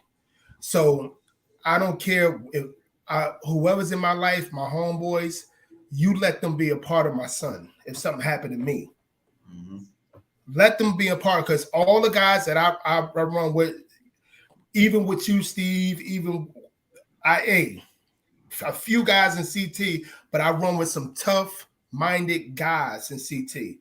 My homeboys in Jersey that I grew up with since we was little, I let her know we prepare each other. I got a will. I had a will since I was probably 38, and I changed it up. That's something I gotta get. I change it up. I change it up each and every year. You know what I'm saying? We just gotta prepare that, because again, my structure as a man, and I got a little black boy being raised in this freaking society today. Even when we was growing up, they was doing it slowly, but they was getting it, but surely. They was trying to, and that's important to me. That's all I think about. And I tell her, please let my homeboys be a part of my son. If something happened to me. Yeah, I prepare myself all the damn time. I got my little place, and these kids, I work for New London High School. I got stuff. Some of these kids don't like me. I'm a behavior guy at the high school. They probably get mad at me, whatever, when they come in, tell their uncle where I live at. We prepare for that too. For real. You know what I'm saying? We're prepared for that too, because again, they look at me with the smile, with the glasses. Oh, he a chump. But you know where we from. You never in your life judge a book by its cover. Yeah, for sure. I've been through shit that they will never want to go through. So I understand these factors. Shit happens. Prepare yourself for everything. And we have to. We have to prepare ourselves for every little thing. It's going to hurt. But the people that's passed on, they're going to want you to move on. Yeah. Move on. Please do. Yeah. But, we'll end that and get back onto the subject, But, like I said, that's what it is. You know what I mean? Let's just keep in touch, and you know what I mean? Let's do what we do. But so like I said, I was on a podcast the other day, right? And I was in the comments. I couldn't get on because I work a job where I have to be up at fucking 2:30 in the fucking morning. Don't mind how many times I press the snooze button. I don't have a schedule for you people who gotta be to work at a certain time. Fuck you, I do not. So I'm on this show, whatever, and they talking.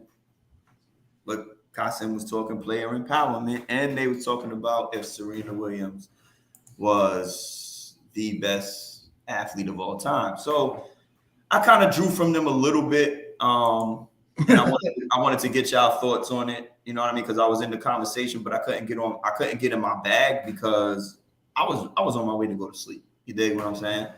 So on my way to sleep. So my brain wasn't thinking properly. I wasn't functioning properly. But so I took the liberty of doing, who do you think is the most influential athlete of all time?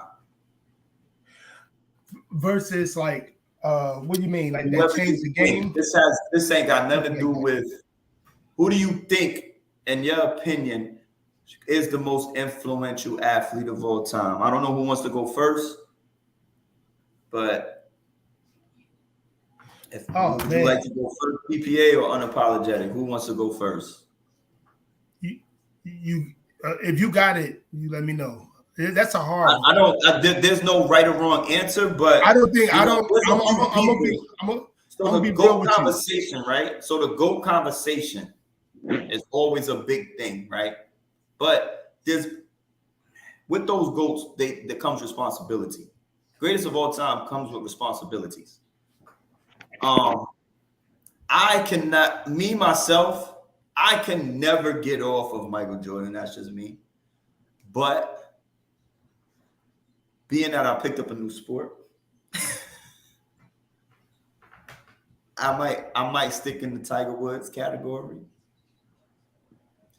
Michael Jordan. Muhammad Ali was a very influential, and so was Jackie Robinson. So, I mean, who was your most, and you could even be for you, like, who was your most influential person of all time?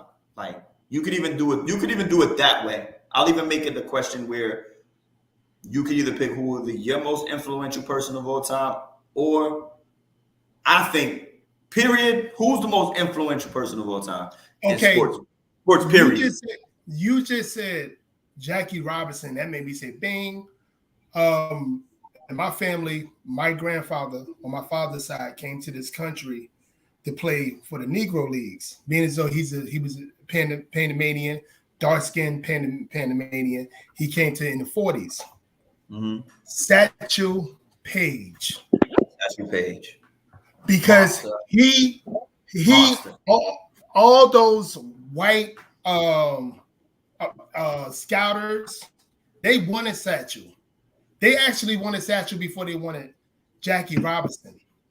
Satchel was breaking records like never before. Like no one would never break his records. Being as though it's in the Negro Leagues, they're not, of course, they're not putting in the major leagues.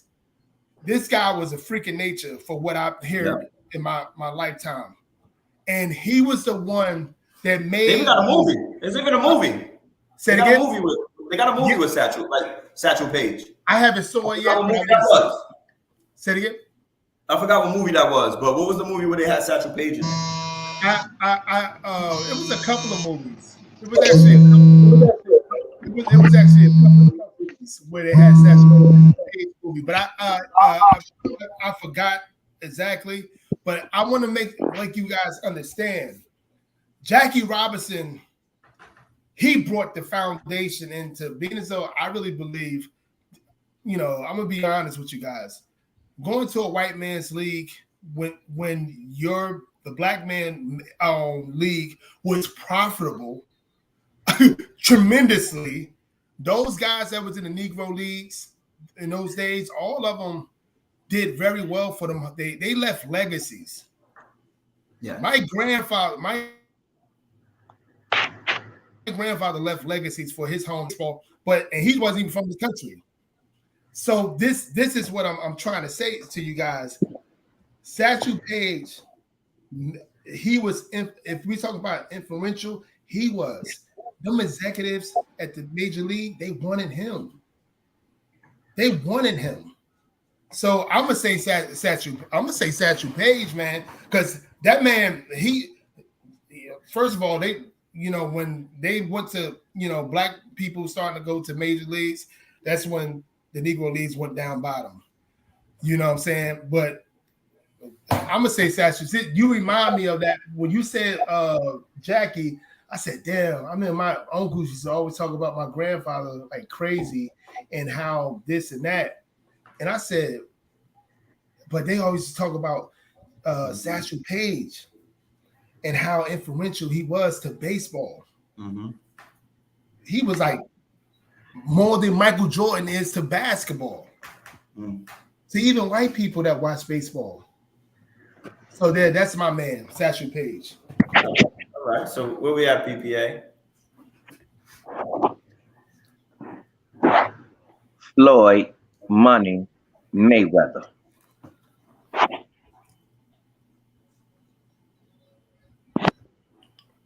I could see that when you talk about money branding. When you talk about money branding, Fighters getting their equal share. getting 80% Getting the most money of out their their share, purse. getting 80, 90. Getting the most money out their purse. Hell yeah, I can see that. I Yeah. can see that. But you're conflicting that to one sport.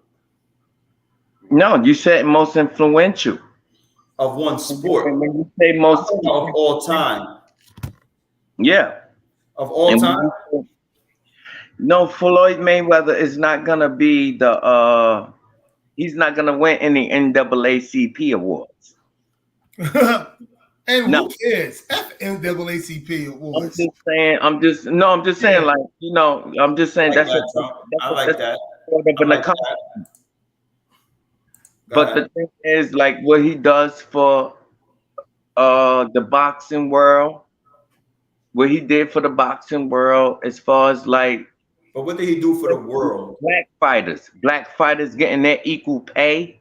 But what did he do for the world? See, this is why I stick with the Tiger Woods and Michael Jordan, and I have a 2-part for that. You know what I mean? Yeah, but you also seen The Last Dance, Steve. What do you mean? I seen The Last Dance before The Last Dance. No, you seen The Last Dance. I seen The Last Dance before I seen Last Dance. And all right, since you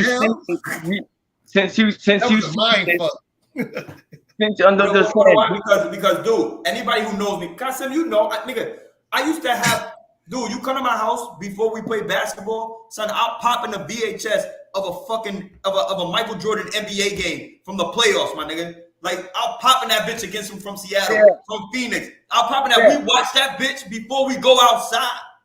Basketball. Yeah, but the thing is, once you seen The Last Dance, and once you seen the type of person that Michael Jordan really was, was he so much influential? Yes. What you mean when you don't? The type of person they said Mike was. So you would go. What you mean? But what you mean? But what you mean by that? That's the type of thing. That's what I was saying. You know, Floyd Mayweather. When they compare Floyd Mayweather that got domestic cases. Floyd Mayweather that act like he was a good fella. Floyd Mayweather who runs around with $1 million in his fucking backpack. He's influential to what? Hey, I love Floyd Mayweather. Boxing world, bro. Only to the boxing world. I love He's not influential to anybody outside of boxing. Well, how many fighters is walking around with that type of money in their backpack? And wearing high heels. Only to boxing. Only to boxing. What do you mean? Who? Mike changed the game. High heels. Walking around with that. Mike changed the game. Wait. Mike changed the game, but Mike wasn't the type of person. Person what? No, the person that Mike was. That's not nobody that you want to hang around or Steve want to hang around. Why not? Mike. Why not? I love Mike. We wouldn't be good enough because we would not be good enough to be hanging around him. Hey, nobody else was either. Chamillionaire. I don't know if y'all remember the rapper Chamillionaire. Get the fuck out of here, son. Get the fuck out of here, son. But you're not listening. Nigga. Get out of here. All right, you saying Chamillionaire, get out of here. What was his song? We know the song was Big TV rolling. Exactly. He buys a Michael Jordan jersey at an auction with Michael Jordan present. And he just wanted an autograph for buying his jersey. He just wanted an autograph. And he didn't give it to him. So what? Hey, we need more. You know what Mike told him? You know what Mike told Chamillionaire? Yes, we do. But you repeat it, please. I don't like rap. Get the fuck out my face. Good. Redman is at the goddamn Def Jam anniversary. I know he ain't saying nothing about Redman. I killed Michael Jordan over Redman. I know you Jersey motherfuckers, boy. No, but I'm just saying. I'm giving y'all can sit on the throne with that bitch, nigga. Example on a That nigga type love of. shots to Red Man, bro. I'm giving y'all an example on a type of person. No, but Michael Jordan we have to understand this. 30 exactly. I mean, no, we don't have to. But we Drunk have to. has a great point. Drunk has a great point. Listen, look at. You ain't gotta be a good person to be influential. You don't. So Mayweather never changed the sport of boxing. But Floyd wasn't a good boxing. I said change. So here's the difference. Floyd wasn't a good person either. Floyd Mayweather, he's not worldwide. There's only a few people who's actually worldwide. How can you not be worldwide when you? How can you worldwide when you was once the top Michael Jackson in the world? Is worldwide. Michael Jordan is worldwide. And Floyd Mayweather is worldwide. He's not worldwide. Yes, he is. He's not worldwide, sir. Yes, he is. I'm gonna tell you this. There's some people that don't know who he is. Why? What you mean why? Who? Because not everybody follows boxing, bro. They don't have to follow boxing to know who Floyd Mayweather is. That's the only standout in boxing. Here's the difference. That nobody knows about that people follow. Who is the MMA fighter? Silva. What's the guy? Silva. Anderson Silva. Do you think we talking about worldwide now? Do you think people know Silva better or Floyd Mayweather better? Floyd Mayweather. You think they don't? The reason why I say that because Silva is worldwide. If you go anywhere in Asia, you go anywhere in Europe, you go anywhere in Australia, North America, South America, they're gonna know him. And because MMA is a worldwide. Here's why I differentiate. Here's why I differentiate. Now, when I walk into your crib and you got a woman or whatever, right? I can mention certain names, and they're gonna be like, "Okay, I know who that is. I didn't really care about this, but I know who that is." When you mention Floyd Mayweather everywhere, everybody gonna be like, maybe, maybe not. You are 50-50 on Floyd. You 50-50 on Floyd. Everybody know Michael Jackson. Everybody know Michael Jordan. Everybody heard of Muhammad Ali. Everybody heard of Tiger Woods. But we were talking about nowhere you can go where they are not the most known. Huh? We're not talking about the most known. We're talking the most influential. To the game. To their game. Right? Floyd's not close to influential. To their game, right? For boxing, yes. Okay, then. But you talk about hold on. How many chicks buy Jordans? Oh my God! You're talking about sneakers. I'm talking about. But that's influential, bro. Because you got on Jordan gear. You got on Jordan gear. You don't even never have to see him play in your life. Accolades, Steve. In your life. Steve, those are accolades. Floyd Mayweather, nothing. Steve, those are accolades. No, they're not. I'm talking about when you talk about sneakers. What is that? That's an accolade. No, it's not. It's a brand. That's not influence. He's a brand. He's a global brand, dog. Global brand. That has nothing to do, son. That's how influential he was. The global brand. But a terrible person that nobody don't want to be. Terrible. What did he do so terrible? He is. You watched The Last Dance. They told you the type of person Mike was. And the type of person that Mike was not the type of guy that you would get along with, unapologetic, or you would get along with if you was playing with him, Steve. Let me say something. Go ahead. Yo, this was wrong, man. This is so wrong, man. This is wrong with black folks. We always who panders to our needs more, who is like fake. LeBron James probably the most, get all my friends and do all this and that and third. and you meet him, you'll believe. And I heard several people met him and say they don't really like him. You know what I'm saying? And it's like you don't have to be liked.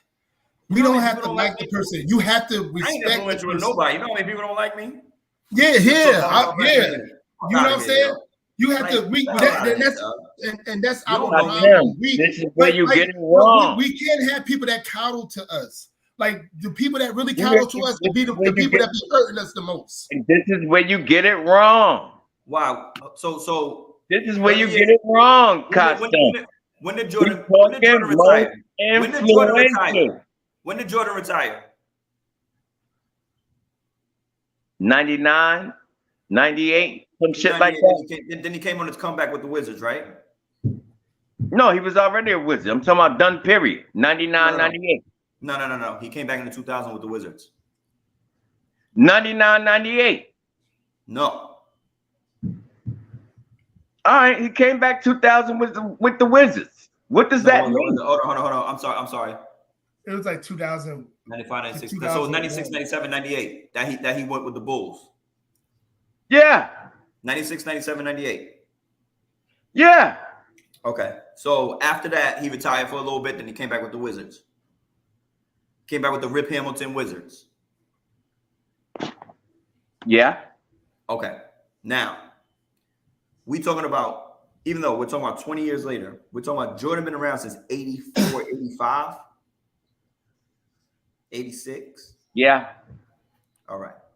So 86 to 2022, he's still the most top selling fucking person in the world. And as far as sneakers, accolades, Steve, you talking no, about let me tell you, accolades. the influence that has, dog. The influence. It was an influence over the world. You're talking influence. He has no influence over the world. He has an influence over the boxing community.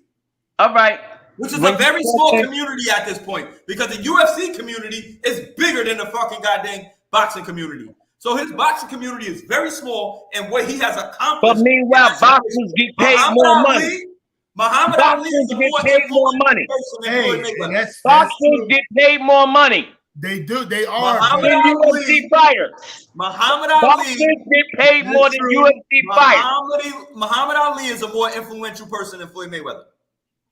In the boxing world, maybe. Muhammad Ali was going to be he was going to be actually my first choice. Muhammad Ali was great. He was Muhammad Ali. Floyd Mayweather's done nothing jail rather than go to the army. Boxing, my guy. Is he really? If he decided to go and stay and box rather than go to jail while they were threatening his boxing career, are we saying he's much more influential than Floyd Mayweather? I know he was I know he was actually. See what I'm saying? I know he was an actual real activist. I'm asking a question. I know he was an actual real activist. Now answer other it. than people like what's his name? No, I'm just saying, if he never make that move, if that never happened, and he just straight box. If that never happened and he just straight box. Yes, because he was. I'll tell you why. Why? He was actually an actual real activist. Mm-hmm. He was an actual real activist. And Floyd Mayweather wasn't. Floyd Mayweather. That's what you're telling me. Hey, don't get activist of Floyd Mayweather wasn't. That's what you're telling me. He's an activist of diamonds. Say it again. Floyd Mayweather showing up in the when he fought in Mexico with all that Mexico gear and everything else like that. That's not an activist, my guy. Then what is that? That's not an activist. He's taunting. Then what is it? Then what is it? It's called taunting. It's called trolling nowadays. Because Mayweather said I'm not going to be because that's what the knock on Mayweather is when it comes to Muhammad Ali. Listen, I'm not just going to stand there on no rope and get my ass whooped. It's called agitating. Tire out a fighter. How many more words you need me to use? It's called aggravating, agitating. It's called annoying. It's called I'm fucking with your mind. I'm gonna wear Mexico shit as a black person. Y'all ain't giving Floyd his deserve. Both of you. Both of you. 50-0. 50-0. And y'all not giving him his credit. His respect. Hey, PPA, you don't He believe Manny Pacquiao. you don't believe He Canelo Alvarez. Are you kidding me? Being Jab Judah, being Miguel Cotto, being Oscar De La Hoya. Y'all ain't giving. Being Ricky Hatton in the UK. PPA. Do you know what it's like to fight in the UK and you on the road? Hey, look. Do y'all know what that's like? PPA. Drunk want me to ask you a question, and I want to ask that question. You don't believe to ask you a question. You don't want to. You don't believe Mayweather is an activist, right? Look at the bottom of the This screen. is the first question. This is the first question. You don't believe Mayweather is an activist, right? What do you mean, an activist? No. That's the question he asked. You don't believe that, right? That Mayweather's an activist? Yeah. You don't. What's an activist to you, Kasem? Do you believe he's an activist or not? What is an activist to you? Look up the okay. Ask my questions and I'll tell you. Answer the question. No. What is an activist to you, Kasem? Answer. You know, doggone well, you're supposed to answer a question with the question. No. What is an activist to you, my friend? Because I might have a different definition. You do, and you're off. Yeah, you probably do. You're off at this point. Probably do. All right then. What is an activist to you? Something that Mayweather is not. And that's okay, because I don't think Colin Kaepernick is an activist to me. I think he's an activist. I don't think LeBron James is an activist. I think they are activists, but they're not. So that's an activist is actually speaking on and doing something about a situation that you feel like that is unfair, and actually doing it, like getting it done, not just talking about it, not just marching, getting things done. Oh, because he ain't donate to Black Lives Matter? Huh? Let me tell you something. Let me tell you the difference. He ain't donate to Black Lives Matter? Black Lives Matter what? The difference. No, I'm just saying. An activist, like what you're saying, they are in your definition, donate to a Black Lives Matter. They are activists. Give me a second. Give me a second. Floyd Mayweather is a trendsetter. Yep. I see. Hey, I'm not disagreeing with PPA on Floyd Mayweather being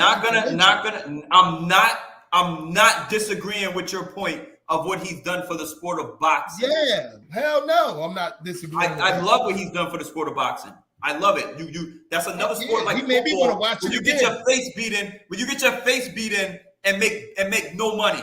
I'm glad he's turned that around, right? I'm glad he's turned that around, my guy. Hell yeah. I am fucking ecstatic that he's turned that around. And when you go up against powerhouse sports as far as like the NBA, the NFL, MLB, hockey. Let me finish though. He wasn't influential. Let me finish. No, he's not influential in any other sport, though. Because guess what? No other sport follows that blueprint but boxing. All right. Who follows the Michael Jordan blueprint? Only done that's when you disagree. It should be easy for you to answer. Who follows the Michael Jordan blueprint, Steve? Hey, wait. Second Who? Everyone. Who? I'm saying, wait. Look at the bottom. No, Kasem, don't answer. Who follows the Michael Jordan blueprint? Look at the bottom. That's what I wanted to ask you. The second question. Look at the bottom. The second question. Look at the question that drunk. Look at the question. I'm not paying attention to that. I'm asking y'all. You have to. I'm not paying attention to that. Answer that question that first. Person is charming. That person ain't showing face. Huh? I'm asking y'all. Who follows the Michael Jordan blueprint? That person is very smart. Who? Look at Drunk's question. Several people. Who? Look at Drunk's question. Drunk is drunk. Kobe Bryant, LeBron James, 99.9% of players that went in the NBA after. No, they did not. No, they did not follow a Michael Jordan blueprint. LeBron James wins 23. LeBron James won 23. Everybody wanted to be like Mike. They got a Gatorade commercial. I want to be like Mike. Get the fuck out of here, my guy. You saying that, but the thing is, I talk about boxers that want to be like Floyd and be Nobody undefeated. wants to be like Floyd. No, it's a couple. How? There's a couple of them that want to be like All right.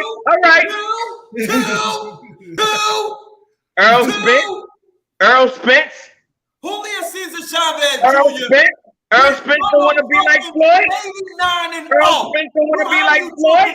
Floyd I'm Mayweather. just saying. Earl Spence don't want to be like Floyd. Motherfuckers fought 2 times a year. This motherfuckers to fight every other week.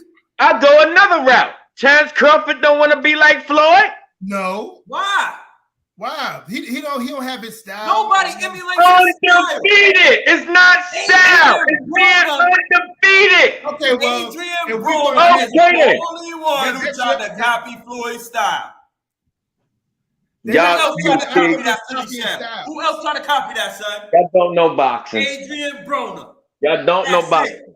He did not copy a Floyd Mayweather style. Because he's undefeated. But do you know what undefeated? Steve can contest to this. How important it is to be undefeated in the boxing world. Absolutely. In the boxing world. Absolutely. In any world, to be honest with you, but in the boxing world, and being undefeated. Yeah, in any world. Trash. All right. So you telling me right now, Mike could go overseas right now and play ball? Let me ask you a question. At almost 60. I see Floyd Mayweather still out there fighting. Then we just have on like a few weeks ago about undefeated fighters. We had a love and hated and dated. Yeah. Okay, so there's other undefeated fighters out there, bro. And there's been undefeated fighters that have better records than Floyd Mayweather. So how is he 50-0? 50-0? Hold on. Give me five. Julio, he's 50-0. 50 that went 50 fights and didn't lose none. Give me five. Julio Cesar Chavez was 83 fights and didn't lose none. None. He went 83 fights and lost nothing. So yeah, that's your only fighter that you can mention. You're one fighter. That's what I meant. You're one fighter. One? There's been more than one. All right. Give me the rest. Joe Calzaghe's undefeated. Andre He ain't got 50 fights in. How many people you want to He talk don't about? got 50 fights in. What do you mean? What does it I'm matter? talking undefeated 50-0 fighters. So 83-0 don't matter? The thing is, Michael Jordan was great, but he did not set the standard. He did not set the standard for other basketball players. He introduced a game that other players replicated. That's all he did. We got to put the cap on. Where my hat at?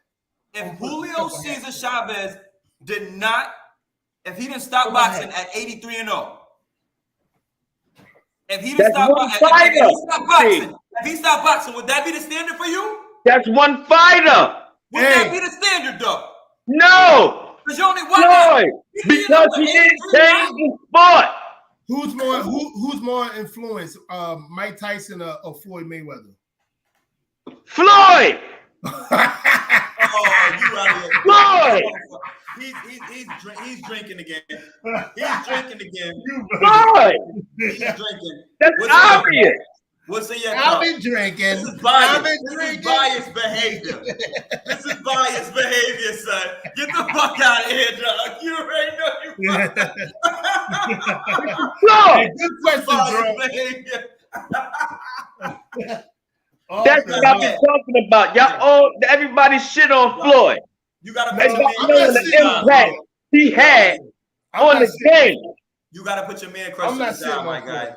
But you sitting on Michael Jordan. You literally said nobody don't be looking at Michael Jordan as a hero. Yo, listen. What their game is. Let me break something down to you. Because of you're just saying that because of basketball being the more popular sport than boxing. Let me break something down to y'all. Y'all want to know If some crazy boxing was as popular as basketball, Floyd, hands down, was the most influential. I think boxing because he did change the sport. I think boxing been way more popular Hold on, Kasim. Over decades more than NBA. I want you to think about this. I want you to think about this. This is crazy, right? I want you to think about this. I always thought about this shit, right? And this has nothing to really do with anything, but listen to this shit. MJ. Magic Johnson, Michael Jackson, Michael Jordan. 3 of the most known figures in this motherfucking whole world. MJ.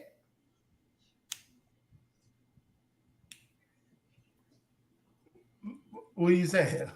What's the question? It's not a question. I was saying, think about it. Like, think about it, son. They're all MJ. We have Magic Johnson, even though it's Irvin Magic Johnson. Will make it more of a clearer case if you was talking about Mike in general. No, I'm just saying though. But think about it. Michael Jackson. Did you recognize Michael Biggie? Jackson? Do you know Biggie? Do you know Biggie? Huh? Do you know Biggie? Biggie who? Biggie Smalls. When he said, "Any night I perform like Mike." You ever heard that line? Jordan Jackson, action-packed guns. And you would have made a more case if you was talking about Michael in general, not Magic. It wasn't, now we said athlete, not guy. What's the name? They are all athletes. They're all athletes in their own way. Who was the bigger Mike?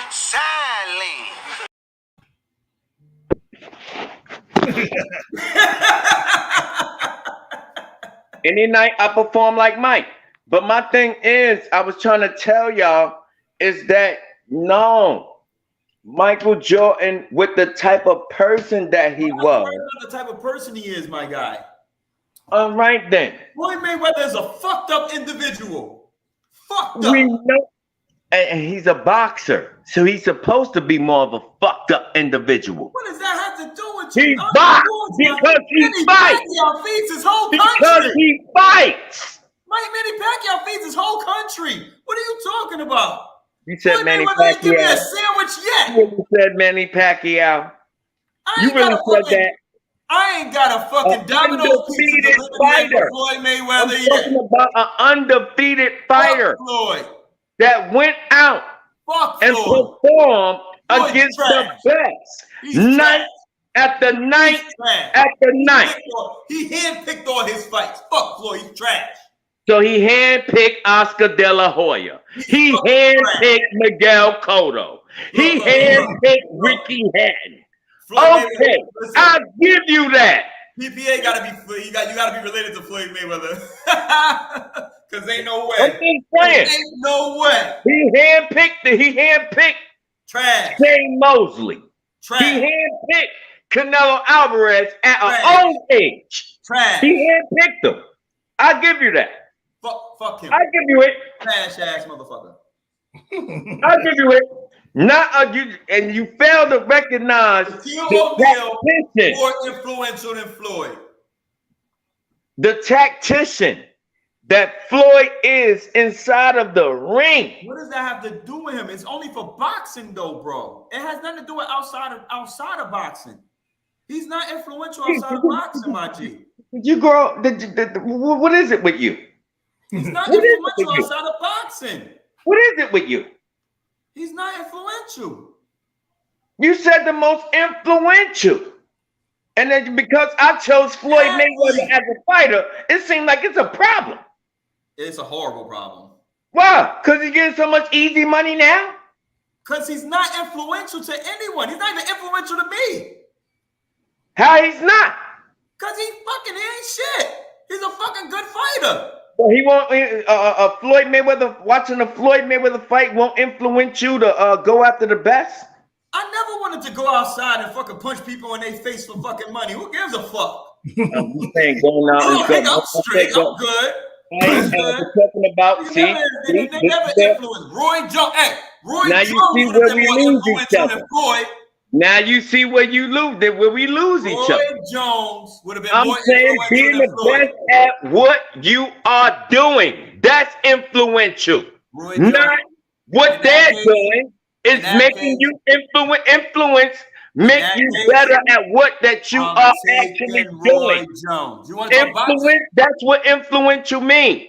You make yourself better at what you are actually doing.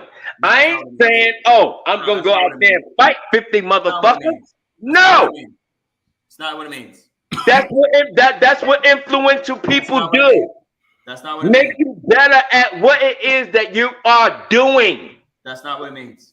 That's what influential people do. We got to make you the best at what you are doing. Hold on a second. Influential. Having great influence on someone or something. Like that's what it says. Powerful, authorization, dominant, powerful, dominant, authoritative. Exactly what I said. Making you better at what it is that you are actually doing. So you're wrong at. So if you are a coach, you want to be the best coach. Let me ask you a question. Manhood. Where you lost, where you lose this argument, and I'm not saying for the sport of boxing, he's not influential. I'm not saying that. I'm saying he is. For boxing, yes.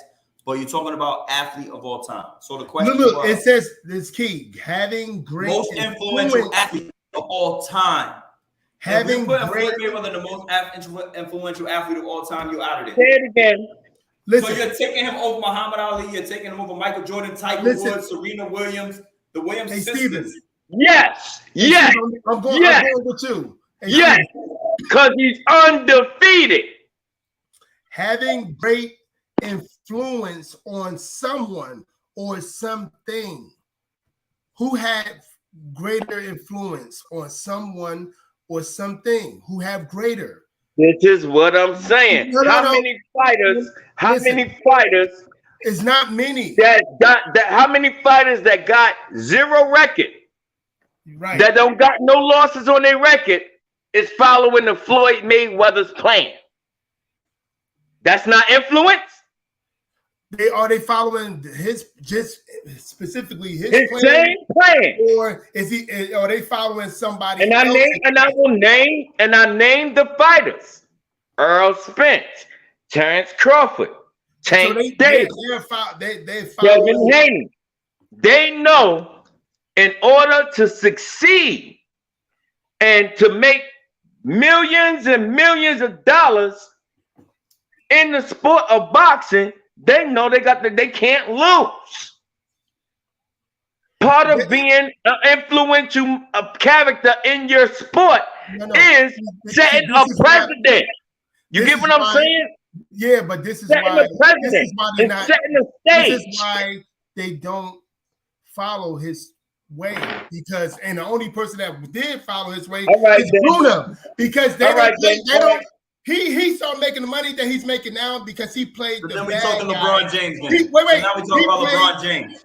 He played the bad guy. Now we talking LeBron James then. Because he is the most influential player. He's the most influential than Michael Jordan. He's more influential than Mike. Wow. Where? Because he said not the definition of it. He said read the definition again. Having great influence on someone or something. Okay. Michael Jordan. Okay. Michael Jordan had great influence on hundreds. He did not have great influence. Everyone. Oh my God. He did not have great influence. His game did. Everyone. And the way he played has no influence on anybody. He's talking about hate him more than they fucking love him. They It was people saying. Are we talking about Michael? We be talking about Michael Jordan the person, or we talking about Michael Jordan the player? The influence. Because that's night and day when it comes to influence. The influence. It's night and day when it comes to influence. Michael Jordan the person, Michael Jordan the player is night and day when it comes to. That doesn't matter. That doesn't stop. That doesn't stop your girl or your daughter. If you are in the same age, that's what I say. Jordan brand, son. Oh my God! This is why I say. He's not. Stop. Michael Jordan, the person, versus Michael Jordan, the player. It's not the same Michael thing, Jordan, son. the player, is influential. Michael Jordan, the person, is not. What you mean? He was a great salesperson. Yeah. He's not more influential, Jordan. He's more he influential. knew As a person. You're talking about him as a person. As a person. He got tired of Nike. He's more influential than Floyd Mayweather. He got tired of Nike getting his percentage of what he was getting off his shoes, and he made the Jordan brand. That's not influential as a person. Oh Lord, help me! Ooh, how not? That's not. You moving the goalpost, man. You moving the goalpost. That's businessman Mike. That's businessman and his people's Mike. I'm not talking about that. I'm talking about Michael Jordan as a person and the player that he is. Over there, because that's all that is. You going on a man crush. That's it. That's all that is. You're definitely moving on the goalpost. So good. Because it's a lot of influential people that's out there that is not likable. That's not likable. It's a lot of them. Even Floyd. But not like more than Mike. Not like Mike. How is that? Not like Mike. Black men need to follow. Not like Mike. Black men need to follow other black men that are ruling class men. Black men should follow black men that are ruling class men. That's the effing problem. We always worship in the matriarchy. We always worship in freaking women. It gets me sick, man. It gets me sick. I feel that black men. I feel that black men should follow their own lead. That's a different show, and we don't. Yeah. Different show, Costume. I'm sorry. Different show.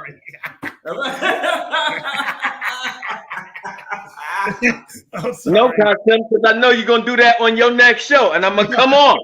And I'm gonna come on. I'm gonna chime in. I'm gonna chime in, Costume. Yeah. Watch this shit. Watch this. I'm gonna turn it up. Look at my man drum. Look at my man drum. Look what Drum said. People only talk about Floyd when he got a fight coming up. Jordan name get brought up millions of times a day. Fucking that's true. And that's true. That's called influence. It's called influence. We out. That was a trigger. We out. Anyways, so we was over there, and Sam, you had brought this up before I got into that shit. That's why I wanted to stop that shit first. So I already knew that I was gonna pull something out. So we was into the player empowerment shit a little bit. So, but I kind of twisted the questions around. Should the owners take back the power in the NBA? And it's a two-part question. And how do they get to a solution?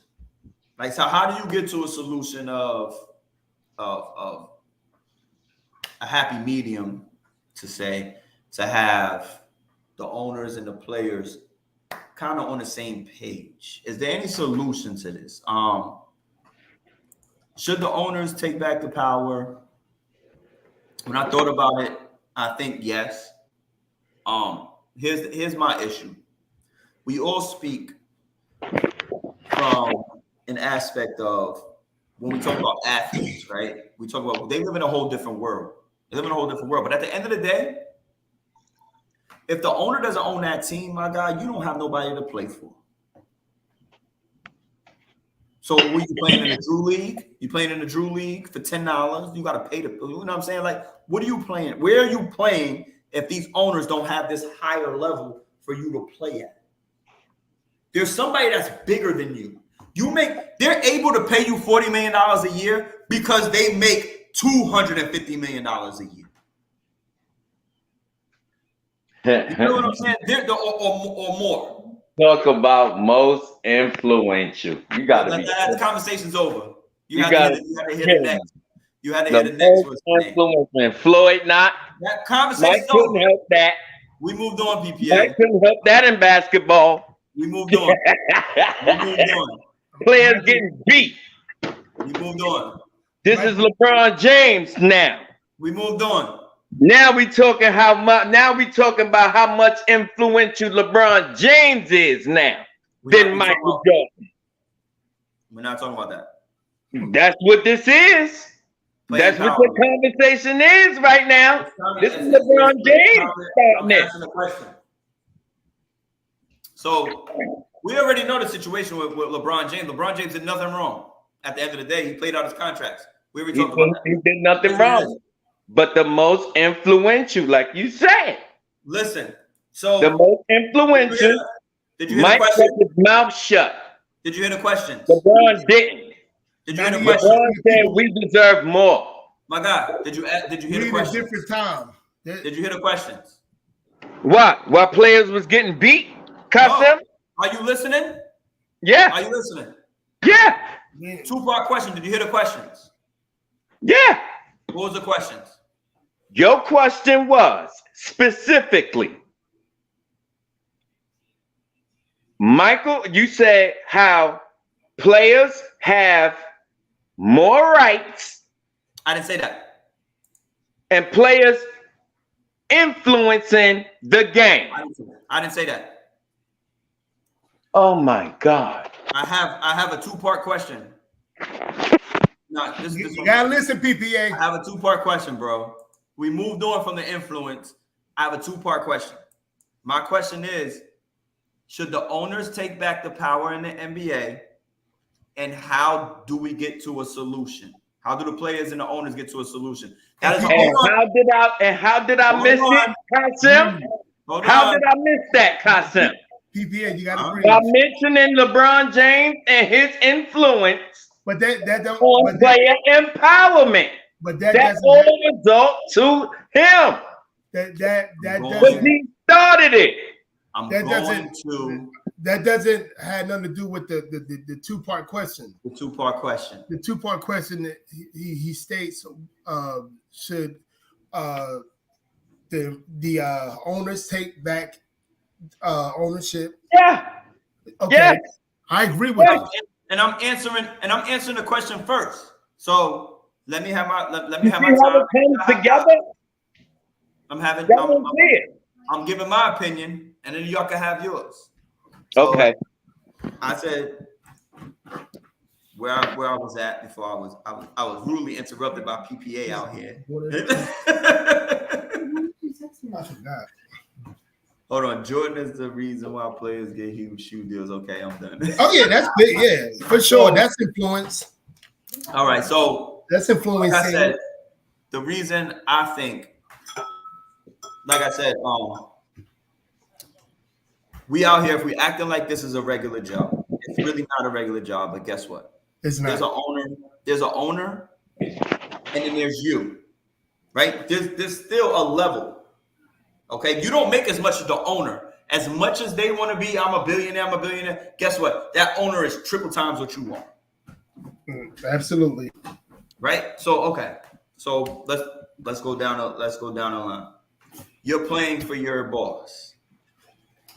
Us in the real world, we don't sign contracts to say I need to stay here for a certain X amount of years. So when people bring up, which they brought up that fact on the show that I was watching.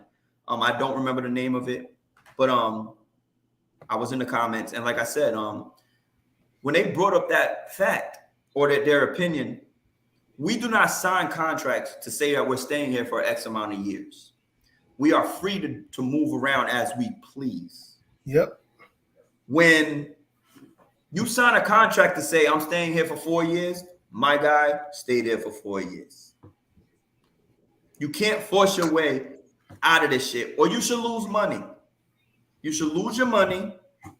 You should lose your games. Obviously, you're not playing. You shouldn't be able to play. You don't want to play here. Don't play here. We'll cut you, but we're also going to cut that contract. That shit should not be guaranteed, my guy. Should not be guaranteed. The next team shouldn't have to pick up your money. Nothing. They should offer you a whole new different contract. Yep. On how their salary cap is if you want to go there, or the trades have to make sense. Think about it. Say For like the 2000. Say, hold on. I'm gonna give you out of floor in 1 second. I just want to get this out of my system real quick. Okay. Then y'all can do what y'all need to do, whatever, however y'all do it. I'm tired of people acting like this is such a hard job, just like Damian Lillard said. Y'all get paid millions of dollars. And I'm going to say it like the white people say it. I'm going to say, shut the fuck up and play basketball. I'm tired of you motherfuckers running around here acting like y'all doing such some shit. Y'all job is to stay in shape. Wait a minute, Steve. Whoa. Are you saying shut up and dribble? Fuck yeah. I'm saying it. But in a sense, yes. You saying it, Kassan?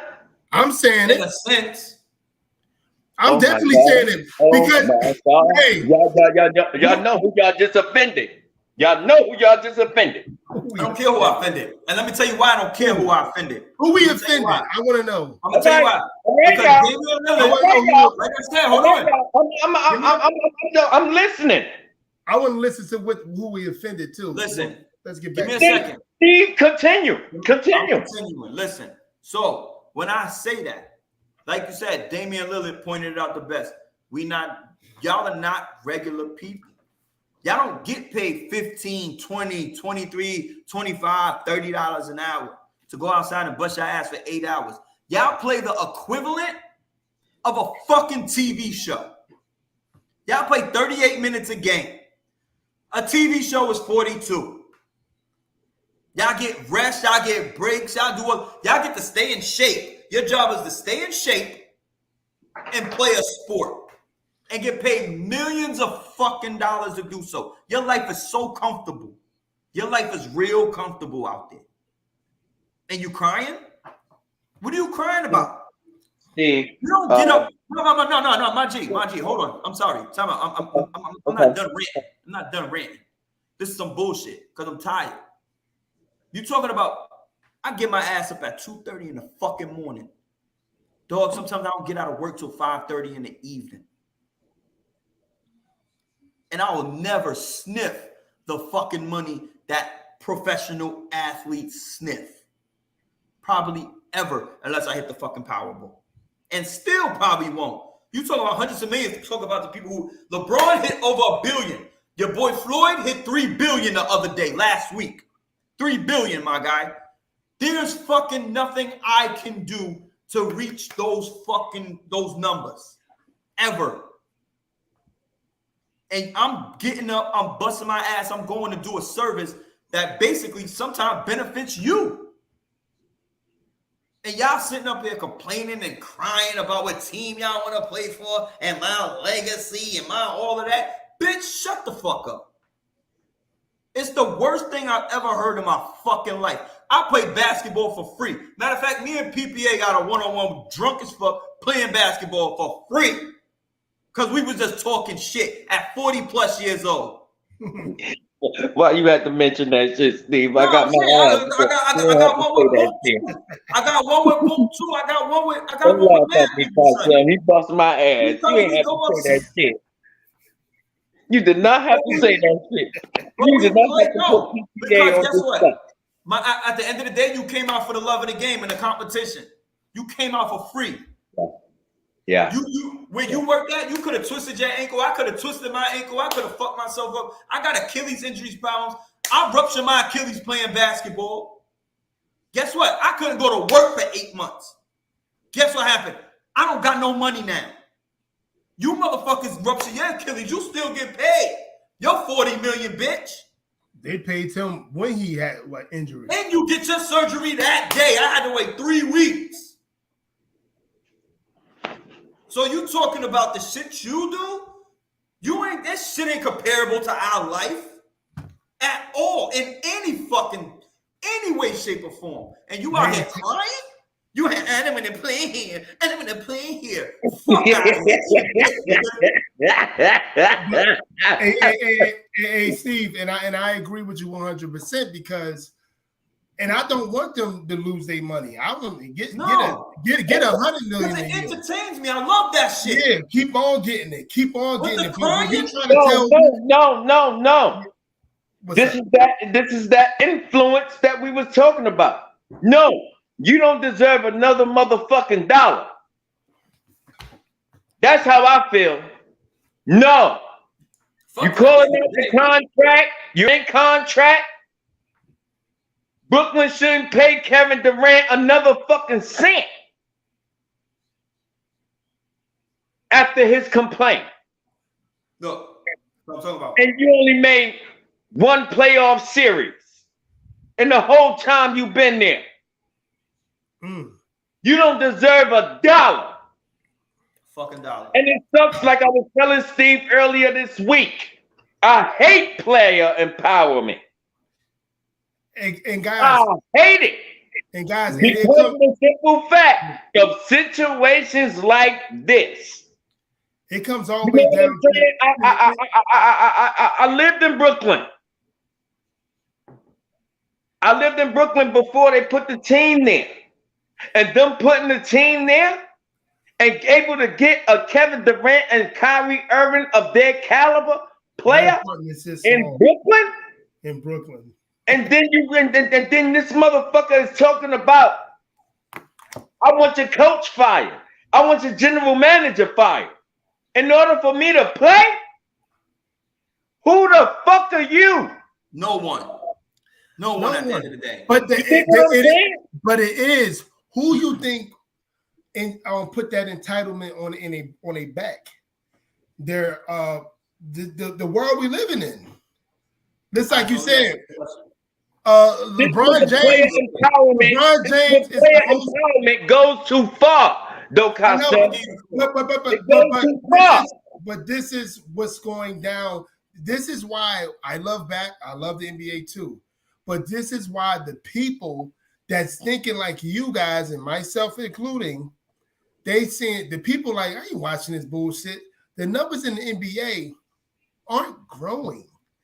They getting this money because China in the world in this country, in China, they might be growing because China is their big brother. So they getting that money over there. That's why they're getting them 40, 50 million contracts and everything else. And I'm kind of surprised that Damon Lillard even said anything. Because they can be like, you better get on that.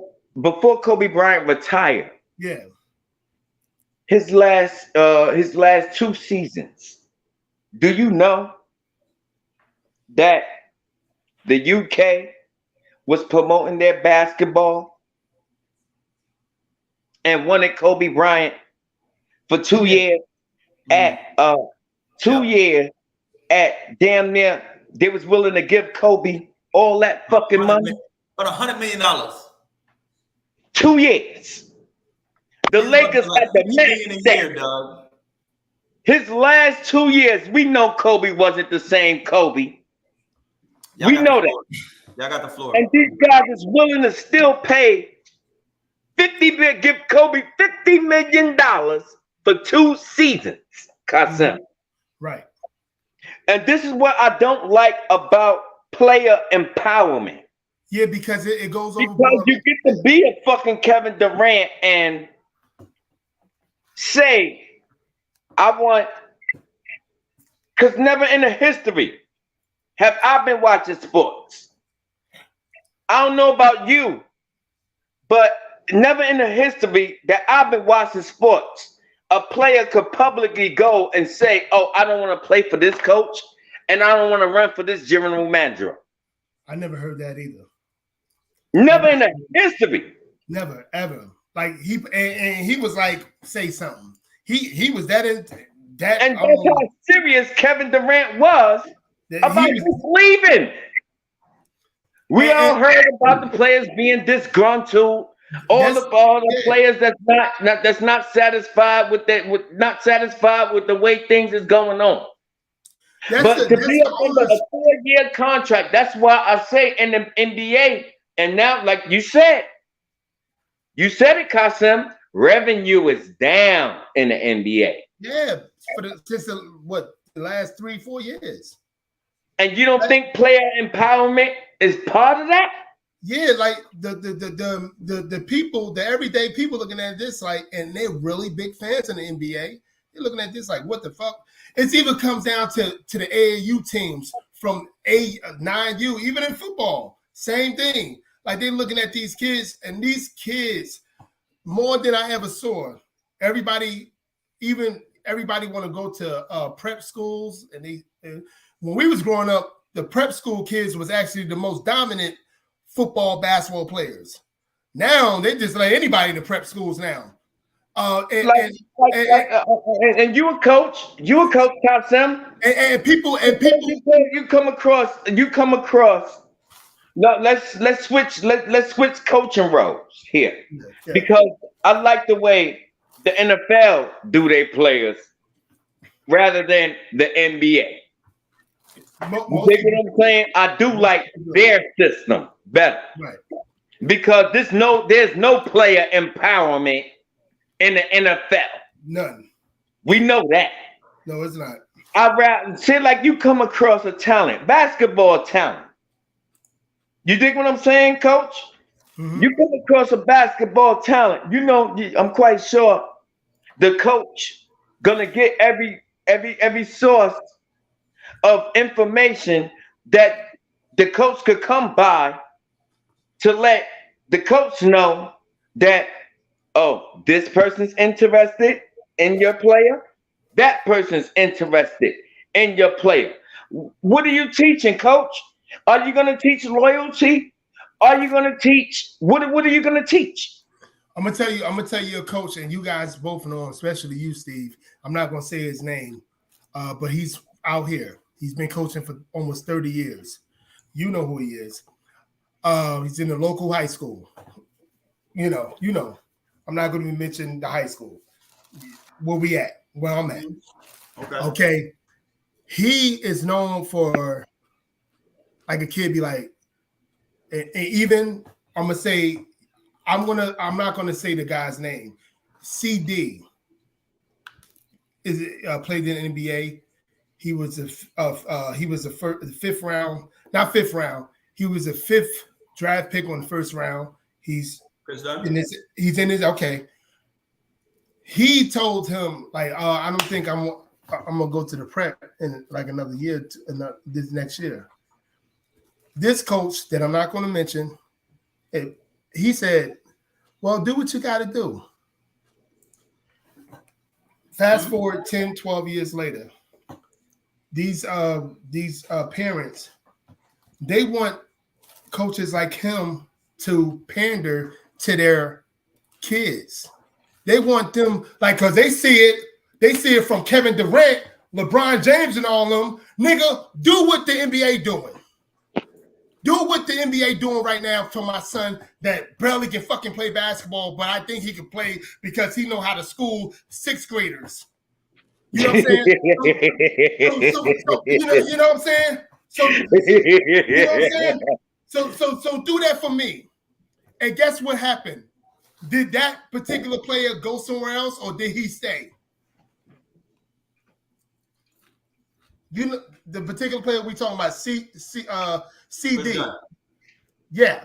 Did he go somewhere else, or did he stay in a local high school? He stayed in London. Yes, because that coach said, man, I mean, sir, you can do whatever you want. I'm going to coach the kids that are here. People hate on that man. People hate on the man that won fucking 9 titles. I know great basketball players, especially coming from Jersey and the New York area. Basketball coaches, I don't know many of them that won more than 4. Who won 9 titles? More than 3. But now, this is how the world becomes. Say it again? Who won 9 titles? for his 30 years, 30-something years of coaching, he won it's 9 titles. 9 state titles. Damn good coach. Yeah. Damn good coach. In He that might- amount of years, 9 titles, that's a damn good coach. In NL. He been No, winning. They win. Parker? Parker? Yeah. Yep. 9 state titles. And they treat that boy, being as though it's another coach actually coaching the kids now, because he's wiring down. He's a 60-something-year-old man. And they treat this man just because how they were when they was like in NL, and they treating him bad, and they be like, "Won't you pander to my son? Oh, you ain't." This is what the NBA is. This is what the NBA players are doing to young folks and parents today. That's my point. This is what the NBA players are doing to young folks and parents today. These kids think they are so good in one particular sport. We should pander to them. They want to go to this. I know what you're saying, Costume. You know what I'm saying? And this is PPA. What you said. This is going too far. Yo, LeVar Ball. Listen, I don't like that motherfucker, but that motherfucker did his job. Yeah, he did do his job, but he right about LeVar that. Ball did his job. I don't like him. But he did his job. That's what I'm saying. Hey, yo, I don't like Michael Jordan personality, but he did his job, and I have to respect that. I don't like successful. I don't like LeBron James' personality. He did his job. He did his job. Mm-hmm. But my thing is with LeBron James, we was talking about how they changed the sport. You dig what I'm saying? Like I said, me and Steve, like what Steve said, we went up against each other in a basketball game. Qasim, we gonna go up against each other in a football game. You get what I'm saying? Mm-hmm. These players is not cut from that cloth. They're not. You dig what I'm saying? They're not cut from that cloth. And we all friends here. And I will go up against you, and I will go up against Steve. You dig what I'm saying? These players now, they want to get together. You know what I'm saying? And form these powerhouses because, I'm a big fan of competitive balance around the league. For sure. I am a big fan of that. I'm a huge fan. I don't care. I like the fact that Giannis is playing for the Milwaukee Bucks. I think Giannis is. I like that. In my opinion, I think Giannis is actually the face of the league. They should sell. They can't put, but the thing is, what hurts Giannis? Promotion. Promotion. Yeah. They don't promote Giannis like they promote Kevin Durant or LeBron James or Stephen Curry, and he's probably better than all of them. Yeah. You dig what I'm saying? We could argue Giannis is better than all of them. Let Giannis play with a true number 2. He won a championship. Yeah. Back-to-back MVP. I don't think what's name is a true number 2. I think Giannis got to prove that he's the best player in the league. Middleton. We said Middleton actually, right? Is it Middleton? Don't you on him? No, I like him, but he's not a guy that I'm saying, oh, this motherfucker gonna get him 30 points. He's gonna get his 30. Why not? I respect his game. I really do. Right. I really respect his game. I hated Chris Middleton. I don't understand why he got 70 million. Yeah. Steve, I'm not gonna co-sign that. You said that. Yeah, you drunk. said that. Drunk. I agree with that, drunk. I agree with that. I'm not gonna. All right, hold on. All right. I have a question. So I seen this. What's the name? I didn't put it on my thing. I wanted to put it on there as one of my questions. So a player in the well, I think he played in the NBA, but he's playing overseas. He said that LeBron James and them, he was like, he wasn't as impressed with the NBA players. He was like, the skill level was not as good. He was like, overseas, he was like, we got people like Luka Doncic. He was like, we got 8 Luka Doncic's to guard. He was like, the skill level from the NBA to the European game, not the same. He was like, it's tougher to guard people over there in Europe because he was like, we got 8 Lukas. He was like, it's really not. It really doesn't impress him. The NBA game, it doesn't impress him. Yeah, this is me. My experience watching EuroLeague basketball. You know what I'm saying? It's not the same basketball. Did you see? You know in the EuroLeagues, fellas, there's no goaltending. Nope. You know that, right? Yeah, There's no goaltending. Basically, Kasim, if you shoot a shot and I catch that shot before it go in, that's just a missed shot for you. I could catch your shot while you're shooting it. Oh shit! Oh wow! I could catch your shot. I didn't even know that. While it's going inside the rim. You can knock that bitch off the rim. You can knock that bitch off the rim. Wow! And I'm able to grab that ball and take it down to the next. Take it down the court and create a fast break. EuroLeague is different from NBA. I was watching NBA, you have to wait for that shot to miss and then grab that rebound. I'm able to grab your rebound during your shot. And you wow! And that You get what I'm saying? Kevin Garnett. That 3-point line is a 2-pointer for our NBA people. Exactly. Hey, I was watching a Brownie play against that European team, Brownie team. I guess it's California Best or whatever. They went to Europe. Did you see that this past week? I think it came on like Monday or Tuesday. When he dunked on that kid? I said again? When he dunked on that kid? Yeah, when he dunked on that kid. That was a good game. I put that on Savage Sports page if you was paying attention. I put that up. That was a good damn dunk Lil Brownie did.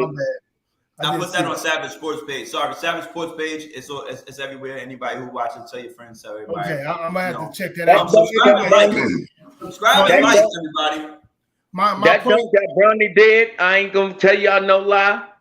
Just catapult Lil Brownie into the NBA.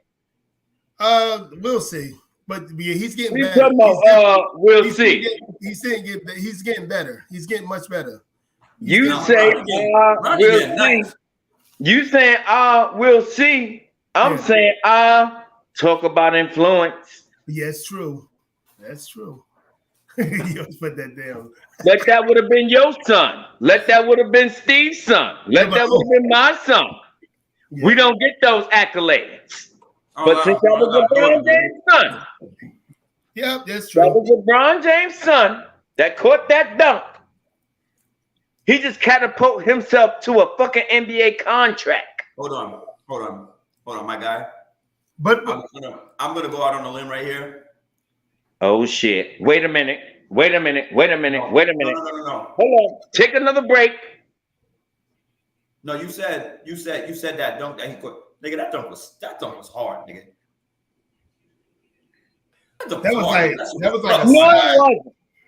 That shit was tough, my nigga. It was a good dunk. Nigga, it was a good dunk. That was an impossible. Was it impossible dunk? That dunk was tough, my guy.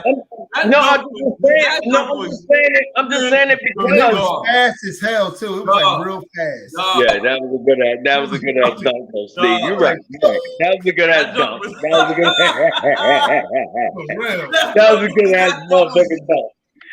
But my thing is though, Steve, if that was my son, your son, or unapologetic son, is that a good ass dunk?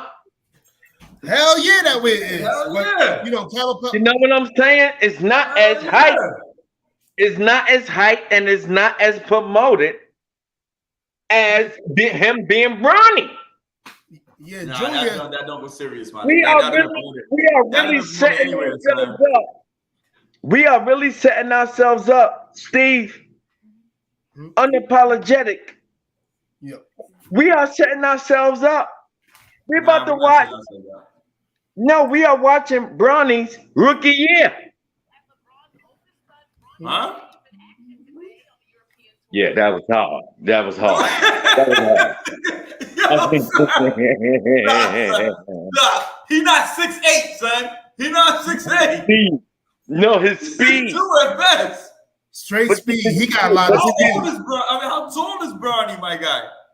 Did you see how fast? 6'3". Did you see how fast? His brother's 6'6". He's moving. The brother's 6'6". The younger brother's 6'6". God damn. The younger brother. He got the rebound. He got the rebound and went coast to coast and did that, right? LeBron got a bloodline. He went coast to coast and did that shit. That wasn't just no. Think about it. And Hey.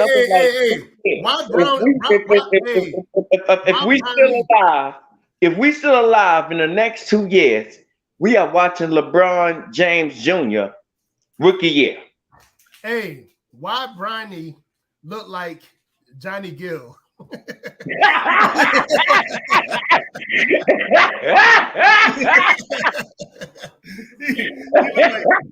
look like Johnny Gill in the 80s with the S curl, the way his haircut is. He looked just like my man, for real. For real. I always say that. I said that he look like a young Johnny Gill. Like, I'm magic in my hair, so I touch. Yo, son. I know you look like him. Hold on. We gotta go back now. Hold on, I'm not sure. I gotta look at it. Hold on. We gotta have some Bronny James pictures. We gotta get Bronny James pictures now. Or at least back to this shit. All right, I gotta look at this, Kasim. Straight speed. He's fucking fast. That was a side jump too. He thought he was gonna do a layup. Trying to say like Johnny Gill, yo, I'm done. The magic in my hair, so I.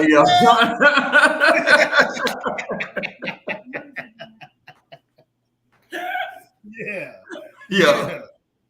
I can't. Get this man out of here. Yeah, no, he got that's the same hairstyle when he was with New Edition. The same. And you know this, man. For real. I swear I can't with y'all. But the reason why I brought that game up is because that was a European team, and the way they was like scoring from the 3-point line, it looked like they were shooting fucking layups. The European team, and it was all black kids on the European team. And they're because they always been about fundamentals. They've been about fundamentals since Tony Damn Kukoc before him. They always been about fundamentals. Luka was 15, bro. He was 15 playing professional basketball. Grown men. Yep. Professional basketball, son. Absolutely. Playing with grown ass men at 15, understanding the actual game. See, I see Drunk mentioned what's his name? Durant. What's the kid's name that's playing? John Morant. Mm-hmm. It's like, okay, how long John Morant game is going to be conducive to the NBA? Being so, I really don't think it's that conducive now. What you mean? But meaning John Morant game is definitely on par with the NBA now. Like with 3-point shooting and I think he can do it all. He's a human highlight. He's John Morant got more highlights than What? I don't even know. John Morant got better highlights. I don't know who right now. Everybody right now. He's a Russell Westbrook 2.0. He's dunk. Like it's defensively, you know what I'm saying? It's dunk. Is that? Nah. You're like, sitting on Ja right now. He doesn't impress me, but I watched him in college, son. The boy's nasty. No, I understand what you're saying. I know what you're saying. You gotta go by Steve. What it matters the most, which is the playoffs. When they start packing that paint. Same thing like with Giannis. When they started packing that paint. He ain't had Chris Middleton, son. Stop. We're not giving Giannis that excuse. You're an all-time great. But Giannis actually worked on that game, that mid shot game too. He worked on it. I want to see John Morant do the same thing. I don't want to see John Morant fall into the Westbrook track. He's not going to. Yeah, I don't want to see him do that. I don't want him. You see him getting better. Giannis getting better. These people are getting better, knowing that to shoot the ball better than they was. So because he's getting hurt a lot. When I seen Giannis and I seen Giannis grow, I knew that Giannis was gonna be a future champion. I say that to say this. Y'all see the same thing in Ja Morant? Yes. A future champion for Memphis? I do. I don't even see him going. I can see him going deep in the Western Conference. I could see it, but I really can't really see it too much until he changes his game, man. He's keep on getting hurt because his little ass body keep on going in that middle trying to tomahawk on people. You know, I've seen Giannis as a guy that developed into the great that he is. He didn't start off good, but he developed into the great. He got bigger. I've seen John Morant. I could argue. I've seen his. It's only been like 2 years, right? It's been 2 years. He hasn't even reached his peak yet. He ain't reached his peak yet. Yeah. So that's why I'm just hoping he reached his peak, son. He ain't reached his peak. He's 6'2", 6'3". I don't really see. I don't see Ja as Ja ain't close to his peak yet. Yeah, if he don't reach the peak. Ja's 21 years old, so he ain't he's like reached 22, 23, maybe 20. Yes, he did. He came out as you a don't freshman. reach your peak until you about 26, 27. You don't reach your peak until you're close to 30. 30, yeah. I'm talking age. I'm talking game. Yeah. His game. So with I that, don't think his game getting better than what it is. It will. It'll get a whole lot better. You remember Jordan? You remember Jordan in the 80s? You remember Jordan in the 80s? You remember Jordan in the 90s? Remember LeBron in the early 2000s? Remember LeBron now? LeBron couldn't shoot for shit. Now he's a problem. Jordan, you have to work. You got to work on your game, bro. You got to work on your game. And I see John Morant working on his game. He still has a lot of upside. Let's see if I was able to convince you that LeBron is a problem. He's a problem. I just don't like him. Yeah, LeBron is hey, see, I say it all the time. I'm just saying. I look at John Morant's game as I look at John Morant. He's gonna display everything I need to be displayed in a playoff series. But those tough playoff series and you're back and forth. You win one game, I win one game. You win one game, I win one game. I don't look at him as coming out of that now. Those are just growing pains, bro. That's all. He's just growing like pains. we'll see. He's injury prone too, so we'll see. He's injury prone. He's been injured last 2 years, like going into the playoffs or going within the playoffs. Did you just answer and LeBron James being so much healthy? I don't need a suit. Whoa, I don't know. Drunk, I'll give you what you said for now, but No, he ain't no number one on a championship team. Listen, maybe hold later. On. Are we still talking about somebody who's under the age of 25, bro? Yeah, that's what. Maybe later. We're talking about somebody who's under the age of 25. We're not talking about somebody who's 27, 28, 29, 30, 32. So you see Ja Morant winning a championship. Yes, I do. All right. Now, Kasim, you heard that. He's on record. Yeah. He's on record. Mm-hmm. I didn't say tomorrow. I didn't say next season. You gotta be, you see how he's changing up. You gotta be kidding me. I say he can win a championship in his future. No, you did say win a championship. Yeah, Yes, he can. You didn't say this year. You said specifically. You didn't say no year. You should just say he's gonna win a championship. Ja Morant will win a championship. Yes. Okay. Hey, bet some Mountain Dews. Yes, because he's gonna owe me. Yeah. Because he got 5 years. Yeah. He got 5 years. You got 5 years. I'm giving you 5 years for Ja Morant to win a championship. I'll take it. I'll take it all day. I'll take it. You take it? I'll take it. Oh shit, he won. Damn. I'll take it. He took that shit. I'll take it all day. That's huge.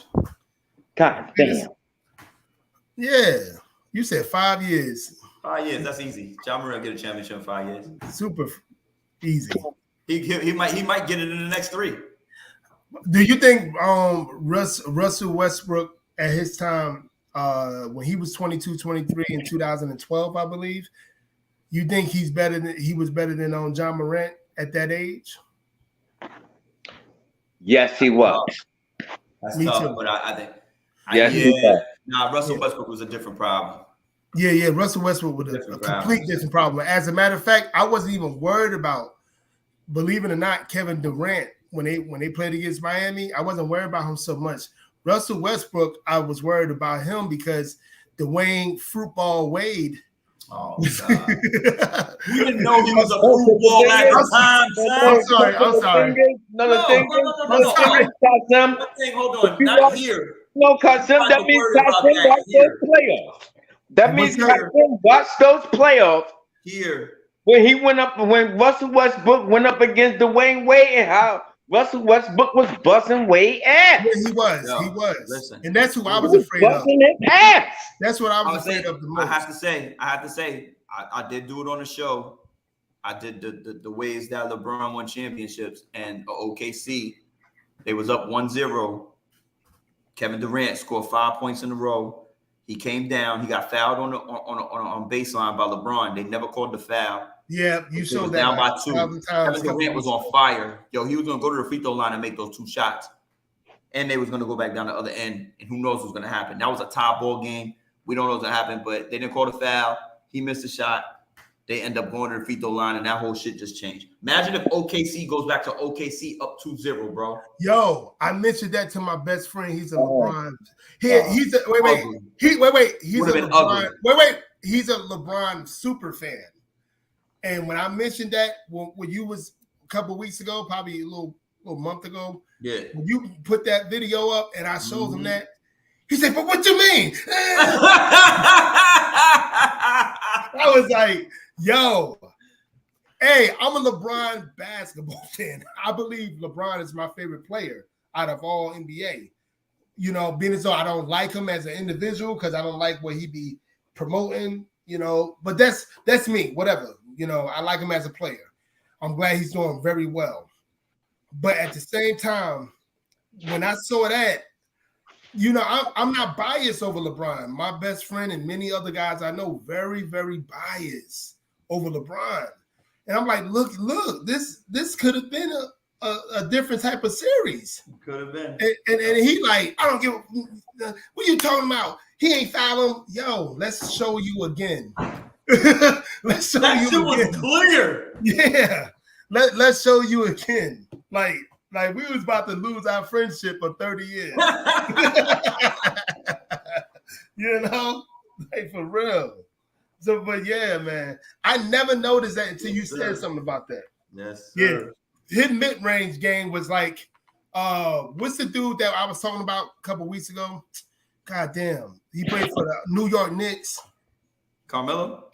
No, the other one. The one that slapped his coach, choked his coach. Oh, Spreewell.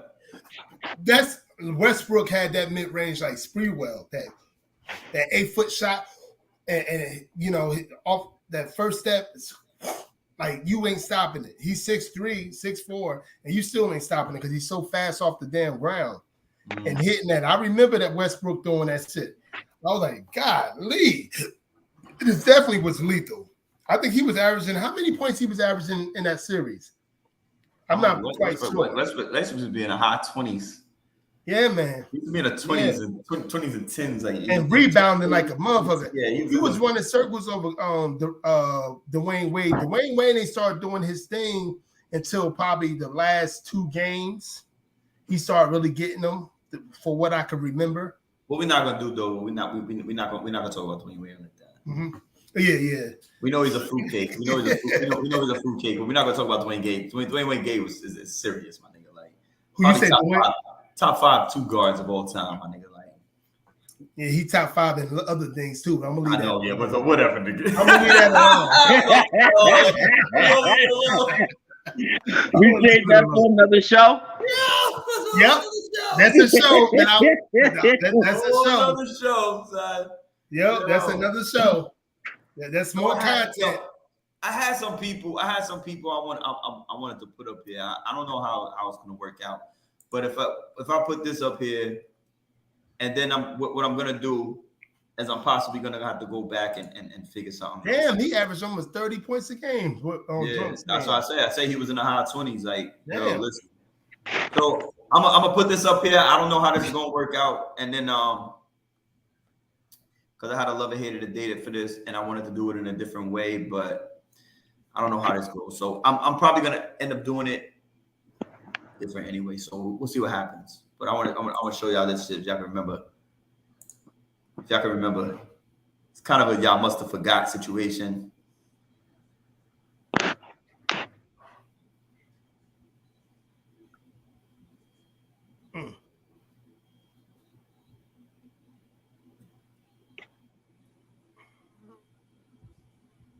And he missed that shit, but you know the fact that way he took off from was he knew he was gonna miss it. That was all showboating. Nah, he didn't mean he was gonna miss that. Stop! Don't do that to him like that. Don't. Hey, Kasim. Hey, PPA. You see, he always playing that. He was always playing the high yellow guys. Now. You see that? Nothing brown. Nothing brown. Nothing brown. Nothing dark chocolate. Everybody is light skinned. I like Brown because he sees so Hold on. See, this is where you get it twisted. I had a love and hate it. Okay, I had a great one. Okay, now 2 of them were light skinned, 1 of them was brown skinned. But here's where it gets crazy though, because these guys weren't superstars, but what they brought to the table with in-game dunks was, to me, kind of like, listen, dog, I don't know how much NBA and bullshit everybody watch, but you know, what these guys brought to the table was a little different for me. Let me put PPA back in. But I don't know if anybody really, you know, remembered the Shannon Browns. I had Shannon Brown. I got Gerald Green, and I got J.R. Smith. Now I'm gonna give now. I don't know if anybody remembers J.R. Smith. I know he's famous for what he's done, but dope. And this is fair use, guys. Sorry, I gotta say the shit. You know, I'm sorry for YouTube because they be upset at me using their content. Fucking bastards acting like you can't do the shit. And you know what? I'm still on the wrong shit. Ain't this about a son of a bitch? I'm sorry, guys. I've been drinking. So we gonna go. I can't find the one I had, but we gonna figure it out. Let's just go with this little clip right here. All right, we gonna add this to the show. JR did have some crazy. Let's go with these J.R. Smith highlights real quik, yo. Like he had tomahawk. He remind me. Come on, dude. He remind me. He kind of remind me of what's his name? Dominique Wilkins with the dunks he had. His highlights anyway. Look at this shit. Look at this shit. Fair use, people. Fair use. Oh yeah, he's from Jersey. Look at this shit. Son, look at what the fuck is this, my nigga? This is J.R. Smith, the people who got that LeBron was upset at. Yeah, Mr. Do you not remember J.R. Smith? Yeah.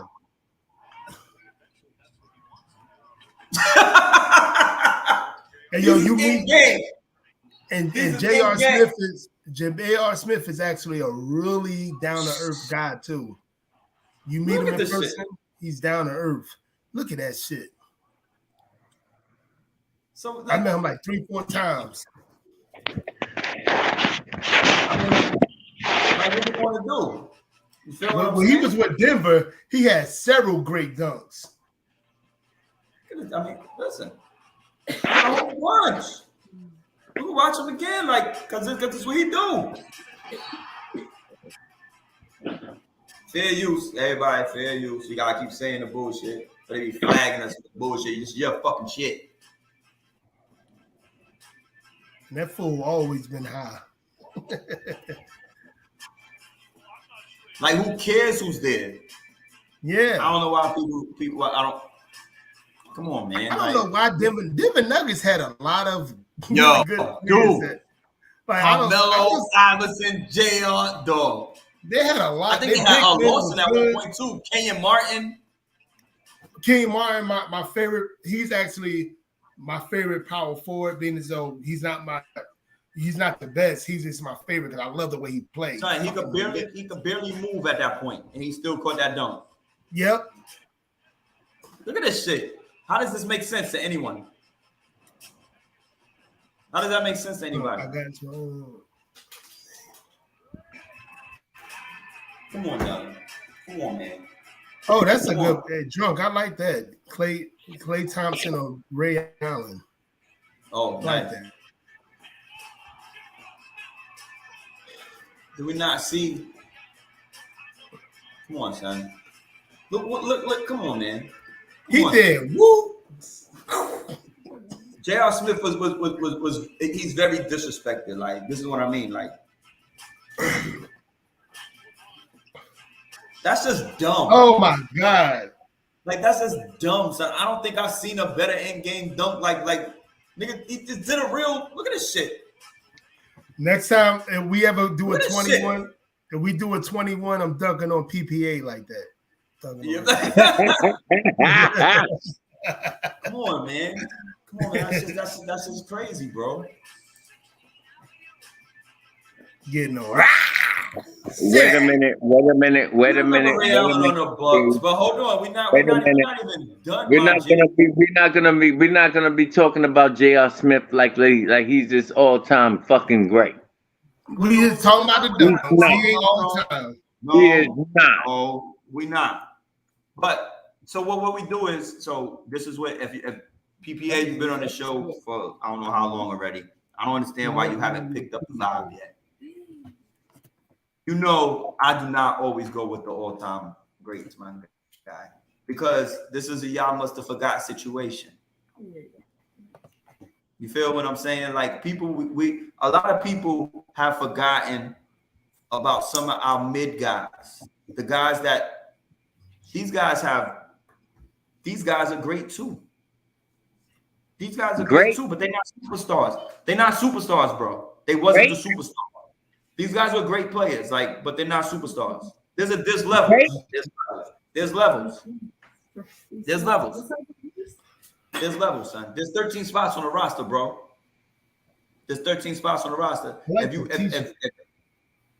good enough to make that 13th spot on one roster, son, like you're listen. Who gave you that? That's all I'm saying. I give props where props is due, and I don't know if anybody. Just listen to what I'm telling you. Listen to what I'm telling you. I don't even know if this is the right one. I told you I'm on the wrong shit.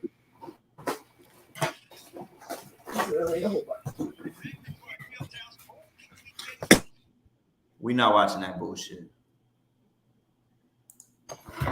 They kind of give you. Let me get this off here. So I find out what I was watching the other day. I mean, my oh, that's why I'm on the wrong. I'm on 2660.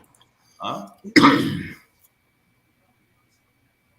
I'm on the totally wrong thing. I'm sorry, guys. I'm on the totally wrong fucked up thing over here. Nah, but so let me get to my shit where I was actually at while I was doing what I was doing. And then we could get into the business, okay? Now we back in the business. All right. We good now. You know what I like about Shannon Brown? So he started getting tired of Monica. Dude, this is what I'm saying, though. Here you go. Only you will bring up some bullshit like that. Right? He said, you know what? You like Murder C too much. Get your ass out of here. I'm divorcing you. He said, get home, son, nigga. Watch this crazy shit, son. Like, come on, dog. People don't remember the bullshit, son, until I show it to you. He's another one that had until I show it to you. He had what is it like? Come on, bro. Come on.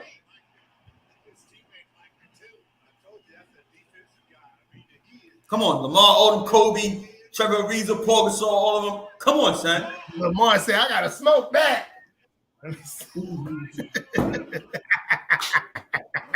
Fair use once again. Just watch this man. Just watch, son. Like, boy, even though he missed that shit, he came for Jason Richardson neck, dog. He did get higher though. Yes. Yeah, if he now that I see it again, if he didn't like get like his leg, because he probably was jumping. Yeah. How many? Really, we on the national airwaves talking about Shannon Brown. Yeah. Why not? Really? Why not? Because look at the fucking look. Why not, son? This is just a problem with everybody. Everybody worried about the superstars. What about these guys? What about them? Look what he bring to look what he brought to this shit. Like, stop, son. Did he win the championship with them? Did he win the championship with them? Was he with them then? He might have, but listen, he jumped out the fucking building, bro. Look at it. What the fuck, nigga? Come on, son. Respect game, dog. This is an end game. This is what I mean. This end game shit. Only thing I'm just saying is like, yo, look, it's end game. If you're gonna put these offie players in the show, put these offie players in significant situations where they made a big. He's in it. He's in the game. I'm not done. I'm talking about putting them in like a significant shot. You know what I'm saying? He got a significant shot right here. Things of that nature. He got significant shots right there. Nobody is never gonna know no goddamn highlights. Dude, I don't care about that shit, son. We forgot Nobody's about that. Never gonna know about no goddamn Shannon Brown. This is y'all problem. This is y'all Chris problem. Brown's cousin. This is y'all That's problem. what he's gonna be known as. Chris Brown's cousin. Y'all don't care about the game. I care about the game and everyone. What do you mean you care about the game and everything? He gave us shit nobody cares about. And you watching it right now. He gave us shit. Look at that shit, dog. Where is that? He gave a shit nobody cares about. I care. The dunk contest award. Look at this shit. I care. The dunk contest award. And this is what I was trying to bring to the table.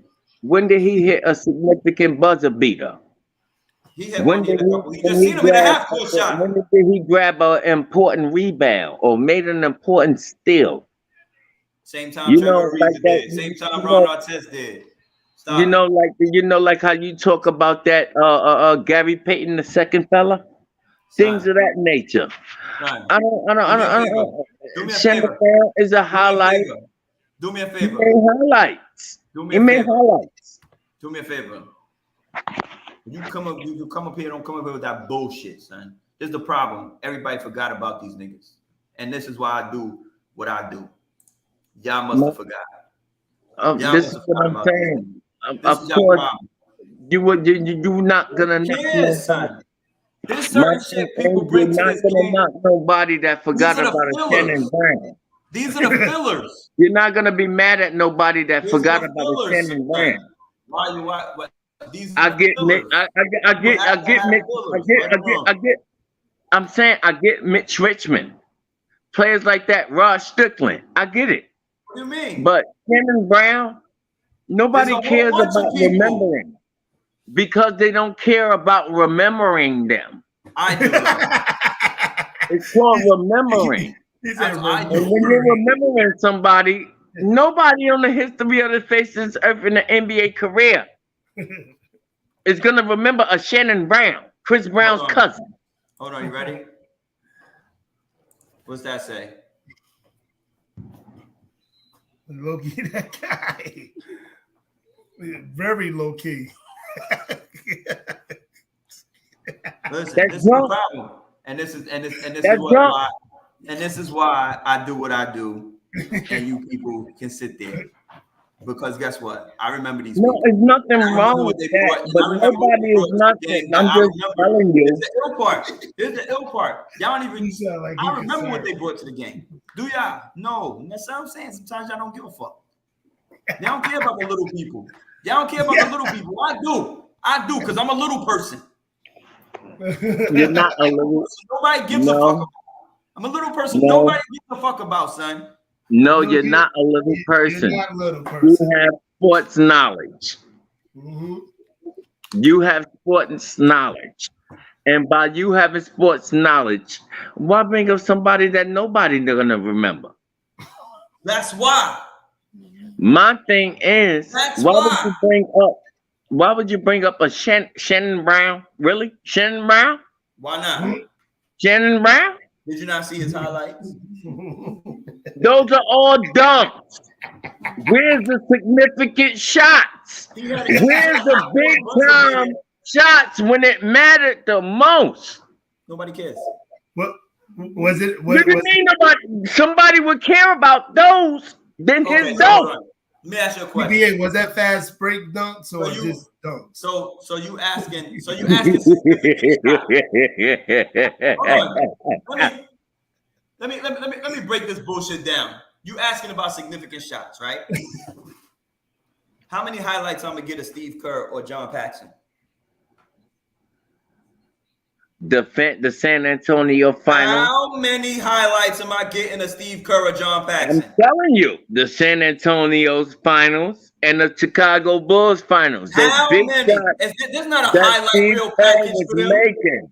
There's no highlight reel package. I can see a highlight with Steve Kerr shooting threes. Steve Kerr. I can see it. Steve Kerr. He's not going to be tomahawking, but he's going to be shooting threes. You guys are just dunkers. Yeah, it's like I see why you.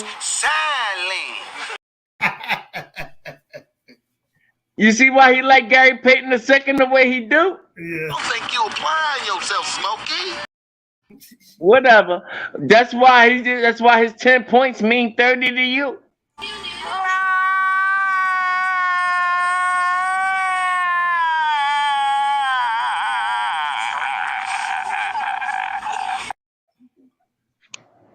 I know I know he mad about going viral doing that. That man like Listen. 75 going viral doing that. And Steve, so before we go any further, because you had to interrupt PPA, because you always gotta fucking you always gotta throw the shit in there. You always gotta throw shit in there. It was actually no, you throwing your shit in there. No. So actually, your bullshit. That's what you throwing up in there. It was a love and hater to date it on in-game dunks. Costume. On in-game dunks between these guys. And it was Gerald Green, Shannon Brown, and J.R. Smith. And I was showing my highlights. I was supposed to have a highlight reel ready, but it shit didn't work out the way it was supposed to. What's up? Costume. We're going to be honest here. Yeah. Honest for what? Be honest here. Before Steve showed what he showed what was wrong with that? Shannon Brown, when the fuck have you ever heard of a Shannon Brown? Let's be honest here. He's been love of hip hop. Let's get our real basketball players in here. Let's get our real basketball people in here. Love of hip hop. That's the problem. We don't got enough people. I know him for Chris Brown's cousin. That's one thing I know. Is he really Chris Brown's cousin? I know they're light and bright, but is he really? You know what the problem is? You know the problem is? You motherfuckers don't care about the little people. Hey, I'm tired of these people. And this is why I do what I do. Concept. All game. And this is why I bring up the people I bring up. You Concept. The first thing that came to my mind. Somebody else. Wait till I bring up somebody else. Concept. Your ass ain't gonna like that shit either. Concept. Now we know. Your ass ain't gonna like that shit either. We talking on Savage Sports Entertainment. I won't be bullied by you two because you're a team. I won't be. Listen. When you heard, when you sing, wait a minute. When you sing Shannon Brown and his dunks, the first thing that came to your mind was what? Great dunks. Like great dunks. Okay. But who is this guy? Never came to your mind? No. I know Shannon Brown. I was wondering, who is this guy? That's your problem. Who is light and bright? I got a good look at him. That's your problem. And you know what came to my head after I got a good look at him and recognized he was Chris Brown's cousin? You know what came to my head? What was that? Want a rich nigga, don't you?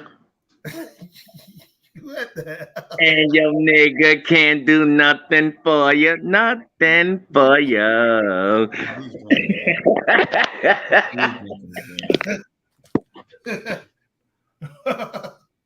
Yeah, I'm getting ready. Listen, we've been in here for 3.5 hours. Honestly, the shit didn't go the way I wanted it to go. But when he had some real good dunks. Especially listen. I had my love and hater dated was Gerald Green, Shannon Brown, and J.R. Smith. They had like some really, really great in-game dunks and like underrated. Nobody cares. You feel what I'm saying? So that's what I'll try to bring to the table. That's a good time. The people that we forgot about. The people that we forgot about. We gotta bring up all these cats, my G. No, you didn't present it like that. You didn't present it like son. Son. What we not gonna do is we're not gonna forget about the little people, son. We can't just sit here and talk about sports, my G, and not bring up the little folks. Like, guys, man, that's not what I do. Everybody's focused on the big picture. I like to focus on the smaller picture, son, because that's who we are, son. You know what I mean? And there's people, there's fillers. There's always somebody who's the second or third or fourth that provides something, that provides a spark, that does something that might not be as good as everybody else, but they do something at those times. Like they have their runs. A lot of people have their runs and then they fade off. You feel what I'm saying? But we forget about those people who have those runs in those times. You know what I'm saying? That might spark your bench. You know what I'm saying? J.R. Smith, Jamal Crawford's, people like that spark your bench, my guy, that come off your Lou Williams, that'll drop 40 off the bench, my guy. Like, we forget about those guys. You want to know why? Because they're not significant to they're not significant to the people who are casual fans. You heard? Mm-hmm. So nobody cares. The casual fan don't care. The casual fan only cares about your Michael Jordans, your LeBron James, your Kobe Bryants, your Allen Iversons. They only care about the big names. They don't care about those little guys in between, my G. But those little guys got talent too, my guy, and they need to be celebrated as well. And that's what I bring to this platform. Especially like a J.R. Smith. Brown J.R. Smith, even though you fucked up the layup, my guy, for LeBron to yell at you and almost kick you off the team, even though you fucked up, my guy, it don't matter. Amon Shumpert is on the fucking shy, my nigga. He got an acting career. I don't want to hear it. Everybody, let's go. For the little people, let's go. Fuck out of here. I say that. What are they gonna put Amon Shepard? What they gonna put a dress on him? He's on his shine. I'm waiting for him to put a dress on him. Shepard didn't get no dress. I'm waiting for him to say, Amon, put on his dress, and he's gonna be like, yes, boss. Tiana Taylor not having that. Yeah, she gonna be like, put it on fast. We need that money. Tiana Taylor not having that. She's a woman's woman, my G. Stop that. She said, put it on fast. Nah, Amon Shumpert's a man. I hope he's a man that I think he is. So it is what it is. Yeah, I don't know. That damn shy. We'll figure it out. That's another content. He's with the twerk queen. Huh? He's with the twerk queen. The what? Amon Shumpert is with the twerk queen. Oh yeah, Tiana Taylor? Twerk queen. He's with the twerk queen. She be twerking. She's not a twerk queen. Yeah, she be twerking. That's what they call his girl, the twerk queen. Oh, she's not though. She could dance. She know how to twerk. She's a good dancer too. Not until her bad as fuck. Don't get it twisted. She's a good dancer. She's a queen. Her body's bad, but her face. Her body's bad. She look like There you go. There you go. God, shut up. Like a strong face basketball player. You know, goddamn. Don't do that. Don't do that. She know how to shake that ass. Hey, she knows how to shake that ass. She got a gorgeous body. She got a gorgeous body. She look like she know how to rebound.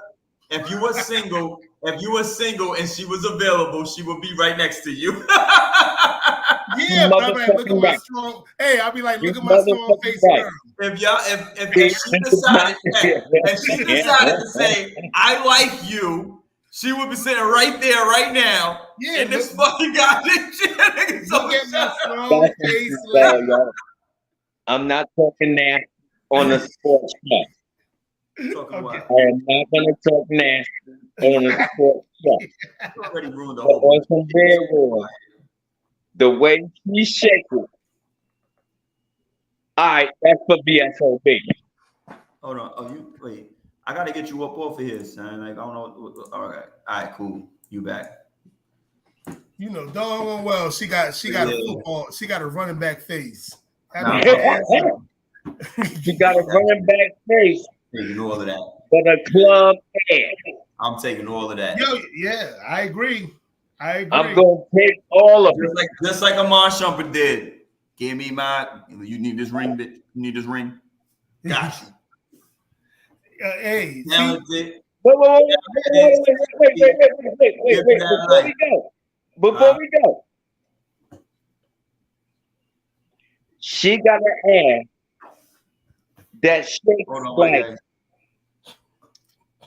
want a rich nigga down there. Get your ass out of here. We get out of here, dog. We get out of here. Hey, nigga, can't do nothing for you. Tell PBA, shut the hell up. Unapologetic. Yo, I don't know what show you're going to be on in the next fucking 2 weeks or whatever the hell you're doing this week. We'll holler at you. We out here.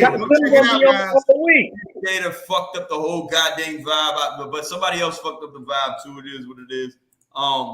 We'll do what we do.